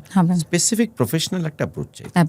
তুমি এখনো মানে নিয়মিত মঞ্চে অভিনয় করো। এখন তুমি কোন কোন নাটকগুলোতে অভিনয় করছো? আমার এগুলো খুব নতুন নাটক না, পুরোনো নাটক। কি বলে, লেডিস সঙ্গীত বলে একটি নাটক আছে, যেটা পূর্বা নরেশের লেখা, ডাইরেক্ট করা, শুভ মুদগলে মিউজিক দেওয়া, খুব ভালো। জেন্ডারের ওপর এত ভালো নাটক খুব কম হয়েছে। আমার ক্লাসিক্যাল নাটক, পুরোনো নাটক, মহেশ দত্তানির নাটক ডান্স লাগে ম্যান এখনও চলছে। লকডাউনের ওপর যে অ্যান্থোলজি লিখেছিলেন শোভাদে, তার থেকে বার করে আমি কিছু মোনোলগস করি, যার নাম হচ্ছে ভদকা নো টনিক, সেটা এখনও চলছে। তাছাড়া আমি কিছু প্রজেক্টস করি, এগুলো টাইম স্পেসিফিক প্রজেক্টস। এবার যেন আমি গান্ধী জয়ন্তীর সময় করে এলাম গান্ধীর ওপরে এবং মার্টিন লুথার কিংয়ের ওপরে 2খানা, এগুলো মাল্টিমিডিয়া প্রজেক্টস বলে। এর মধ্যে ন্যারেশন আছে, অভিনয় আছে, মিউজিক আছে, মুভমেন্টস আছে, ভিডিওগ্রাফি আছে, সব কিছু রয়েছে। 2জন পার্সোনালিটি তার ফিলসফিকে প্রজেক্ট করার জন্য আমি তাতে নানান রকম চরিত্র করি। আমি নেহেরু, গান্ধী, সুভাষ বোস, ভগৎ সিং, সব রকম চরিত্র করি। তো এরকম প্রজেক্টস আমি এটা আমাকে একটু যদি বলো, এটা মানে কি মনোলগ টাইপের কিছু? না, মনোলগ না, এটাকে দুরকম ভাবে হয়। একটা হচ্ছে দাস্তান গোই ফর্ম, যেখানে ন্যারেশন হয়, তারপর কিছু সিচুয়েশন আছে যেগুলোকে ড্রামাটিক সিচুয়েশন অভিনয় করা হয়, কিন্তু সেটা হিস্টোরিক্যাল সব ইনসিডেন্টসগুলোকে অভিনয় করা হয়। আবার তার মধ্যে গানও চলে আসে, গান দিয়ে কমিউনিকেট করা হয়। আবার তার মধ্যে হয়তো ভিডিওগ্রাফি, তাতে তোমার ওই হিস্টোরিক্যাল ফুটেজ চলে আসতে পারে। তো এই মিক্স, তাতে প্যান্টোমাইম চলে আসতে পারে, একটা ইনসিডেন্টের প্যান্টোমাইম, একটা বড় ইনসিডেন্টের প্যান্টোমাইম চলে আসে। তো এই মিক্স মিডিয়াম বলি আমরা, আমার খুব ভালো লাগে করতে, কেননা এর মধ্যে এইগুলো, এটার পেছনে যে একটা স্পেসিফিক এজেন্ডা আছে, সেটা হচ্ছে গান্ধীর যে ফিলসফি, গান্ধিয়ান ফিলসফিকে মানুষের কাছে পৌঁছে দেওয়া, মার্টিন লুথার কিংয়ের ফিলসফিকে মানুষের কাছে পৌঁছে দেওয়া, সত্যাগ্রহ কিংবা নন ভায়োলেন্স, এবং এই ফিলসফিকে আজকে যেখানে চারদিকে ভায়োলেন্স বেড়ে যাচ্ছে, আজকে যেখানে চারদিকে সাংঘাতিক রকমভাবে মানুষ বিচ্ছিন্ন হয়ে যাচ্ছে, মানুষের মধ্যে রেশারেশি শুরু হয়ে গেছে, মানুষের মধ্যে ঘেন্না এবং ভায়োলেন্স অত্যাধিক বেড়ে গেছে, সেই সময় দাঁড়িয়ে আমাদের যে করণীয়, সেটা হচ্ছে মানুষের কাছে ওই ইউনিভার্সাল বার্তাটা পৌঁছে দেওয়া, যেখানে যে সমাজ তবেই টিকে থাকতে পারবে যদি মানুষ মানুষের সঙ্গে মনুষ্যত্ব দেখায়। তো সেই থিমস এবং ভিউজ নিয়ে আমি কিছু প্রজেক্টস করছো। তুমি অনেক ধরনের ডিরেক্টরের সাথে বিভিন্ন মাধ্যমে কাজ করেছো, টেলিভিশন, ওটিটি, ফিল্মস, নাটক। মূলত আমি ফিল্মসের ক্ষেত্রে জানতে চাই, তোমার ইচ্ছে রয়েছে আর মানে স্বপ্ন, ভবিষ্যতে কাদের সাথে আর কাজ করতে চাও? ইচ্ছে তো সারা পৃথিবীর শ্রেষ্ঠ ডাইরেক্টরের সঙ্গে কাজ করা, সে তো আর হয়ে ওঠে না। দেখো, ইচ্ছে তো কোনো শেষ নেই, ইচ্ছের কখনো তো ইচ্ছে বলতে ইচ্ছে মানে স্বপ্ন। হুম হ্যাঁ, আর যেটা তুমি তোমার সমসাময়িক সময় থেকে তোমার নিজের রিয়েলিটিকে বুঝে, তোমার বয়স, তোমার এক্সপিরিয়েন্স, তোমার রেস, তোমার কালচার, এই সব কিছু বুঝে তোমার ইচ্ছেটাকে ধরে রাখতে হবে। হুম আর যে কাজটা পাবে সেটাকে করে যেতে হবে। হুম তারপর যা হওয়ার সেটা হুম হবে। হবে। প্রত্যেক বছরই আমার অ্যাটলিস্ট একটা কাজ তৈরি হয়ে যায় যেটা আমার মনের কাজ হয়। ধরো এবছর কলকাতা ফিল্ম ফেস্টিভ্যালে যে কাজটা ছিল পিঞ্জর, এটা খুব ভালো কাজ। যে ধরনের কাজে আমি বিশ্বাসী ঠিক সেই ধরনের কাজ। আগের বছর কলকাতা ফিল্ম ফেস্টিভ্যালে ছিল অহনা বলে একটি ছবি, ওটাও আমার খুব ভালো লেগেছে কাজ করে। তো প্রত্যেক বছর একটা করে এরকম কাজ তো আমার হয়েই যায়, যেটা আমার খুব ভালো লাগে কাজ করতে। সেটাকে ব্যালেন্স করার জন্য আমাকে বাজারে কাজ করতে হয়। সেটা দিয়ে সে বাজারে কাজ করি বলে আমি থিয়েটার করতে পারি, কিংবা এই ধরনের সিনেমা করতে পারি। মানে এই ধরনের সিনেমা তো আগে কিছু উপার্জন কিছু হয় না, এটা জাস্ট টিকে থাকার উপার্জন। বাট তার জন্য অন্য কাজ করতে হয়। তো এই মিলিয়ে মিশিয়ে আমি অত বেশি ইচ্ছে স্বপ্ন ওর মধ্যে যাই না। ওটা হচ্ছে 19-20 বছরের স্টেজে এই প্রশ্নগুলো ভালো। কেন আমার কার সাথে কাজে, তখন বলবে যে আমার খুব স্বপ্ন যে আমি যদি বার্গম্যানের সঙ্গে কাজ করতে পারি, সত্যজিৎ রায়ের সঙ্গে কাজ করতে পারি, এনার সাথে রাজ কাপুরের সঙ্গে কাজ করতে পারি। তারপর একটা পার্টিকুলার বয়সের পর কার সাথে নয়, এই মুহূর্তে কিছু ডাইরেক্টর বেরোচ্ছে, তুমি তাদের জানো না, চেনো না, তারা হয়তো কালকে গিয়ে অনেক দারুণ কাজ করবে, তুমি কি করে জানো, তাই না? তো ওইভাবে স্বপ্ন দেখি না। আমি দেখি যে কি কাজ হচ্ছে, কি কাজ করছে, তার মধ্যে নিজেকে আমি কি করে ধরতে পারবো। তুমি অনেক ধরনের চরিত্র করেছো, তোমার অভিনয় করা তোমার পছন্দের চরিত্র কি? থিয়েটারে না সিনেমাতে না কোন মিডিয়ামে? থিয়েটারে এবং সিনেমাতে। থিয়েটারে আমার সব থেকে পছন্দের চরিত্র হচ্ছে গান্ধীর চরিত্র। আমি গান্ধীর চরিত্র করেছিলাম স্যামি বলে একটি নাটকে, যেখানে আমি 26 বছর বয়স থেকে 76 বছর বয়স অবধি মোহন টু মহাত্মা চরিত্র করেছিলাম। খুব কঠিন কাজ ছিল, 80খানা সিন ছিল, তাদের চেঞ্জ ছিল প্রত্যেক 3-4 মিনিটে। আমি একটা বয়স বাড়ছে এবং গান্ধীকে ধরা সেভাবে আমি সেটা সারা বিশ্বে করে বেরিয়েছি। সেটা খুব কঠিন চরিত্র, খুব ভালো চরিত্র ছিল। তারপরে আমি তারপরে একটা নাটক করলাম কন্যাদান বলে, যেটা বিজয় তেন্ডুলকর নাটক। সেখানে আমরা দলিতের চরিত্র করলাম, একদম উল্টো। সে দলিত আবার মদ খায়, প্রচণ্ড ভায়োলেন্ট, বউ পেটায়, কিন্তু দলিতের চরিত্রের মধ্যে দলিতের ওর মধ্যে ঢোকা, যে তার কি ইতিহাস, তার রাগটা কোত্থেকে, তার ভেতরে যে হিংসতার সেটা কোত্থেকে এসেছে, তার মধ্যে ঢোকা। এই দুটো খুব কঠিন কাজ ছিল, ব্যাক টু ব্যাক ছিল এই দুটো। সিনেমাতে আমার বড় চরিত্র ছোট চরিত্র না, আমি যেটা চরিত্র করতে ভালো লাগে। রিসেন্টলি এই বছরই আমি একটা ছবি করেছিলাম ফুলে বলে, জ্যোতিবা ফুলের ওপরে, যেটা সেখানে আমি বিনায়ক দেশপান্ডের পাঠ করেছিলাম, যেটা পুনের যে পেশওয়াদের সময় যে ব্রাহ্মণিক্যাল ওই ছিল সোসাইটি, তার হেড, এবং যে জ্যোতিবা ফুলে এবং শূদ্র কিংবা দলিত সমাজকে যারা অপোজ করেছিল তার হেড সে। আমার খুব ভালো লেগেছিল করতে, কেন আমি যেদিকে বিশ্বাসী এটা হচ্ছে ফুলের মতো, কিন্তু আমি করছি কি বিনায়ক দেশপান্ডে। আমার একটা চরিত্র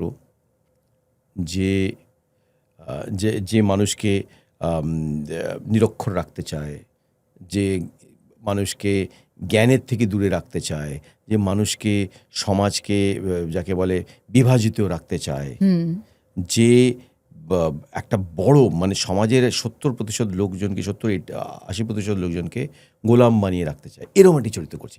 এটা আমার মতধারার থেকে একেবারে আলাদা। সেটা করার জন্য একটা আলাদা চ্যালেঞ্জ আছে, নিজেকে ভেতর থেকে পাল্টানো, কিংবা নিজের চিন্তাধারাটাকে কীভাবে তুমি রিশেপ করবে, তাহলে পুরো জিনিসটাই তোমাকে বদলাতে হবে। সেরকমই যখন আমি বিলু রাক্ষসের মতো চরিত্র করি, সেখানে তো শুধু রিয়েলিস্টিক চরিত্র নয়, সেটার মধ্যে অনেক সারিয়ালিজম আছে। বিলুর নিজের মনের বিকার ভাবনা আছে, ওর বিলুর নিজস্ব দুঃস্বপ্ন আছে, যেগুলোকেও আমাকে পোর্ট্রে করতে হচ্ছে। তো একটি মানুষের স্বপ্ন দেখা, দুঃস্বপ্ন দেখা, ভেতরের ভয়, আশা, আকাঙ্ক্ষা, এগুলোকে সব তুলে ধরা, সেটা বিলু রাক্ষসে পেয়েছিলাম। তো এরকম কাজ করেছি অনেকগুলো, অনেক ধরনের চরিত্র করেছি, এত চরিত্র করেছি যে সব মনেও থাকে না আমার। সত্যি কথা বলতে কি, এই তো রিসেন্টলি যে এটা করলাম আমি, কি বলে, এই পিঞ্জরে, ছোট চরিত্র কিন্তু কঠিন চরিত্র, মানুষ বোঝে না এগুলো কি কঠিন। একটি হাজব্যান্ডের চরিত্র যে বউকে সাংঘাতিকভাবে কন্ট্রোল করে, অথচ একটা কথা বলে না, আচ্ছা, সাইলেন্টলি কন্ট্রোল করে যায়। আর যখন তার মনে হয় বউ এক পা তার কথার এদিক ওদিক গেছে, তখন তার উপরে একটা সাংঘাতিকভাবে ভায়োলেন্ট ব্যবহার করে, সেই ধরনের ভায়োলেন্স লেভেলে যাওয়া আমার জন্য খুব কঠিন, কারণ সেভাবে দেখি না। আমি যেভাবে নারীকে দেখি, নারীত্বকে দেখি, ফেমিনিজমে বিশ্বাস করি, তার জন্য খুব কঠিন। আর এই চরিত্রটা খুব কথা বলে না, এই নয় যে কথা দিয়ে কাউকে বকছে, মারছে, ওই করছে না, silently, almost like a psychopath. হ্যাঁ, কিছু কিছু মুহূর্তের মধ্যে সেটা তৈরি করতে হবে, ক্ষণিকের মধ্যে পাল্টে যাওয়া, ক্ষণিকের মধ্যে একটু স্নেহ দেওয়া, ক্ষণিকের মধ্যে হিংস্র হয়ে যাওয়া, এই জিনিসগুলোকে ধরা, সেটা পিঞ্জরে। তো এইভাবে চরিত্রগুলোকে ধরার জন্য যে ভেতরের নিজের মনের বিকারকে বার করা, নিজের ভেতরের যে উইকনেস আছে সেগুলোকে খুঁজে বার করা, কিংবা সমাজ থেকে তুলে ধরা, এর জন্য অনেক মেন্টালি নিজেকে বারবার বদলাতে হয়, নিজেকে বারবার ভাঙতে হয়। তো সেটা একটা কঠিন জিনিস, যেটা তুমি ভালো করে পারো সেটা করা অতটা কঠিন নয়, কিন্তু ভেতরটাকে ভাঙা চড়াটা খুব কঠিন। মানে যেটা আমি নই সেটা, সেই চরিত্রে নিজেকে পর্দায় প্রেজেন্ট করাটা ভীষণ কঠিন। এমন অনেক অভিনেতা অভিনেত্রীরা রয়েছেন যারা ভালো অভিনেতা অভিনেত্রী হতে চান, তারা তোমাকে দেখেন, তোমার কাজ দেখেন বা তোমাকে আইডলাইজ করেন। তুমি কাদের কাজ দেখতে বা কাদের কাজ দেখে তুমি ইন্সপায়ার হতে? প্রথম যাকে আমি সিনেমাতে আইডিয়ালাইজ করতাম, মানে অ্যাজ এ পার্সোনালিটি, সে বলরাজ সাহানি। কেন বলরাজ সাহানির পার্সোনালিটি, এটা শুধু অভিনয় তো নয়, উনি রিয়েলিস্টিক অভিনয়, হিন্দি সিনেমাতে রিয়েলিস্টিক অভিনয় যে দুজন প্রথম নিয়ে এসেছিলেন তাদের মধ্যে উনি একজন। এবং শুধু রিয়েলিজম না, উনি অভিনয়ের মধ্যে একটা ডিগনিটি নিয়ে আসেন অসাধারণ। আবার তিনি সিনেমা থিয়েটারের মধ্যে পড়াশোনা নিয়ে আসেন, অত্যন্ত শিক্ষিত মানুষ, এবং একটা সমাজ ভাবনা, সমাজ চেতনা নিয়ে আসেন। এই যে এতগুলো জিনিসকে আনা, পড়াশোনা, ডিগনিটি, রিয়েলিজম, সমাজ চেতনা, এই সব কিছু মিলিয়ে ওনার যে পার্সোনালিটি আমার খুব পছন্দ। আমার সৌমিত্র কাকুকে ভীষণ পছন্দ ছিল, কেননা সৌমিত্র কাকুর যে অ্যাপ্রোচটা, উনি যেভাবে আর্টকে, কালচারকে দেখেন, তার মধ্যে নিজেকে যেভাবে তুলে ধরেন, তার সঙ্গে আমি খুব আইডেন্টিফাই করি। ওনার মতো ট্যালেন্ট আমার নেই, ওনার যে বিশাল ট্যালেন্ট, ওনার লেখা, ওনার আবৃত্তি, ওনার ডাইরেকশন, ওনার রাবীন্দ্রিক যে বিচারধারা, অত বড় পরিধি আমার নেই। কিন্তু উনি যেভাবে এসেছেন, উনি থিয়েটার থেকে এসেছেন, থিয়েটার সারা জীবন করে গেছেন। উনি যে ধরনের সিনেমা করতেন, বেশিরভাগ সময় আর্টিস্টিক ছবি, ভিন্ন মেরুর ছবি, আবার কিছু কমার্শিয়াল ছবি, চিরকালই নিজেকে একজন শিক্ষিত সভ্য অভিনেতা হিসেবে রেখেছেন। স্টার হয়েছেন কিন্তু রেখেছেন শিক্ষিত সভ্য অভিনেতা হিসেবে। তো এই জিনিসগুলো আমার খুব পছন্দ। তো এদের সাথে আমার খুব আইডেন্টিফিকেশন, প্লাস যার দুজনে অভিনয় দেখে আমি খুব বেশি ইম্প্যাক্ট হয়েছিল আমার। 70 দশকে অমিতাভ বচ্চন যখন প্রথম স্ক্রিনে আসেন, তার ছবি জঞ্জির, দেওয়ার, কালা পাথর, তাতে আমরা যেভাবে একজন হিরোকে যে হিন্দি সিনেমাতে দেখেছি সেরকম কোনোদিন এর আগে আমরা দেখিনি। অদ্ভুতভাবে একটা রাগ, আক্রোশ, অভিমান, সমাজের প্রতি একটা চূড়ান্ত বিদ্বেষ নিয়ে এসে স্ক্রিনে এক্সপ্লোড করে। এরপরে 1980-র দশকে যে তিনজন অভিনেতা আসেন আমার মানে ছবির পর্দায় প্যারালাল সিনেমার হাত ধরে, নাসিরুদ্দিন শাহ, ওম পুরী আর পঙ্কজ কাপুর, জাতীয় অভিনেতা, এরা আমার অভিনয়ের ব্যাপারে চিন্তাধারা পুরো পাল্টে দেয়। আমি প্রথমবার অভিনয়ের ক্রাফট নিয়ে ভাবতে শুরু করি। নাসিরুদ্দিন শাহকে যখন আমি স্পর্শে দেখি অন্ধের ভূমিকায়, আলবার্ট পিন্টোকে গুস্সা কিউ হোতাতে দেখি, আর তারপরে তাকে যখন কাঁথাতে দেখি, তারপর তাকে যখন মাসুমে দেখি, একদম ভিন্ন ধরনের একটা লোক তার ক্রাফট ইউজ করেই একদম ভিন্ন ধরনের চরিত্র, ভিন্ন ধরনের ইতিহাস তৈরি করছে। ওমপুরীকে যখন আক্রোশে দেখি বিশ্বাস হয় না, আজ সত্যতে দেখি বিশ্বাস হয় না, তামাশে দেখি, জানাবি দিয়ারতে দেখি বিশ্বাস হয় না অভিনয় করছে। পঙ্কজ কাপুরকেও তখন সেই সময় ছোট ছোট চরিত্রে দেখতাম, কিন্তু যে ধরনের, যেভাবে পঙ্কজ কাপুর চরিত্রগুলোকে ধরতো, তার গলার সুর, তার বডি ল্যাঙ্গুয়েজ, আর তার ভেতরকার ইমোশনাল ডেপথ, সেই জিনিসগুলো আমি কোনোদিন দেখিনি আর ভাবিনি যেটা অভিনয়তে আসতে পারে। অমিতাভ বচ্চনকে দেখতাম স্ক্রিনে যখন আসতো তার প্রেজেন্স, তারপর দেখতাম তার ডায়লগ ডেলিভারি, তার হাঁটা চলা, তারপর দেখতাম সে কিভাবে ছবির যে চরিত্রটাকে যেভাবে রাইটার লিখেছে তাকে একটা হিরোইক জায়গায় নিয়ে যাচ্ছে, লার্জার দ্যান লাইফ জায়গায় নিয়ে যাচ্ছে। কিন্তু নাসির, ওম কিংবা পঙ্কজ কাপুরকে দেখতাম চরিত্রগুলোকে সাধারণ করেও তার ভেতরের কার অসাধারণতাকে বার করছে। তো তখন আমি ক্রাফট নিয়ে ভাবতে শুরু করি। তারপরে অফকোর্স গ্লোবালি প্রচুর অভিনেতা আছে যারা মাথা খারাপ করে অভিনয় করে। সিনেমাতে দেখতে গেলে আমার যে জিনিসটা সত্যি আমাকে বেশি ইমপ্রেস করে সেটা হচ্ছে অভিনয় না করাটা। সেটা সবাই করতে পারে না। ইউরোপিয়ান ছবির ট্র্যাডিশনে রয়েছে অভিনয় করেও অভিনয় না করা। জার্মান ছবিতে, সুইস ছবিতে দেখবে এমন সব অভিনেতা যাতে অভিনয় তুমি দেখতে পাবে না, অথচ ডাইরেক্টর যেটা বলতে চাইছে, দেখাতে চাইছে, সেটা সম্পূর্ণ তোমার কাছে চলে আসছে, অথচ অভিনেতার কোনো অভিনয় পাবে না। ওই জায়গাটা পৌঁছানো খুব কঠিন জায়গা। ওটা আমরা এখানে অতটা সুযোগ পাই না। মাঝে মাঝে এক দুটো কাজে পেয়েছি, কিন্তু আদারওয়াইজ পাই না। তো ক্রাফটের ওপর কাজ এখনও চলছে। সিনেমার প্রেজেন্স অমিতাভ বচ্চনের থেকে শেখা, সিনেমার ক্রাফট নাসির ওমজির থেকে শেখা, আর সিনেমাতে ডিগনিটি আর পড়াশোনা বলরাজ সাইনি থেকে শেখা, আর সৌমিত্র কাকুর থেকে শেখা। তুমি এইভাবে আরও অনেক ভালো ভালো কাজ করতে থাকো। তোমাকে আমরা আরও অনেক ভালো ভালো চরিত্রে দেখতে পাই, সেটা মঞ্চে হোক বা পর্দায়। আমি এটাই প্রে করি। তুমি ভালো থেকো, আর থ্যাংক ইউ সো মাচ, তুমি আজকে আমাকে সময় দিলে। ভালো লাগলো। এরপরে যদি আরও কিছু প্রশ্ন থাকে সেটা পরের বার। খোলা মনে দেখবেন, খোলা মনে অ্যাকসেপ্ট করবেন, খোলা মনে সেলিব্রেট করবেন, আর এই পডকাস্টটাকে সাকসেসফুল বানাবেন। আমরা মন থেকে যে কাজটা করতে ভীষণ ভালোবাসি, সেই কাজটাকেই যদি আমরা আমাদের পেশা হিসেবে বেছে নিতে পারি, তার থেকে ভালো বোধ হয় আর কিছু হয় না, যেটা জয়দার ক্ষেত্রে হয়েছে। আমি আশা করব আপনাদের সব স্বপ্ন পূরণ হোক। আপনারা যা প্রফেশনে যেতে চান সেটা যেন বাঁচতে পারেন, আপনার ইচ্ছে মতন বাঁচতে পারেন। আর খুব ভালো থাকুন, আপনার আশেপাশের সবাইকে খুব ভালো রাখুন, এটাই আমি প্রে করি। আমার আজকের এই পর্বটি যদি আপনাদের ভালো লেগে থাকে, তাহলে প্লিজ আমার খোলা মনের এই চ্যানেলটিকে সাবস্ক্রাইব করবেন। আপনার ভালো লাগা মন্দ লাগা সব কিছু আমাকে কমেন্ট সেকশনে লিখে জানাবেন। সবাই ভালো থাকবেন। নমস্কার।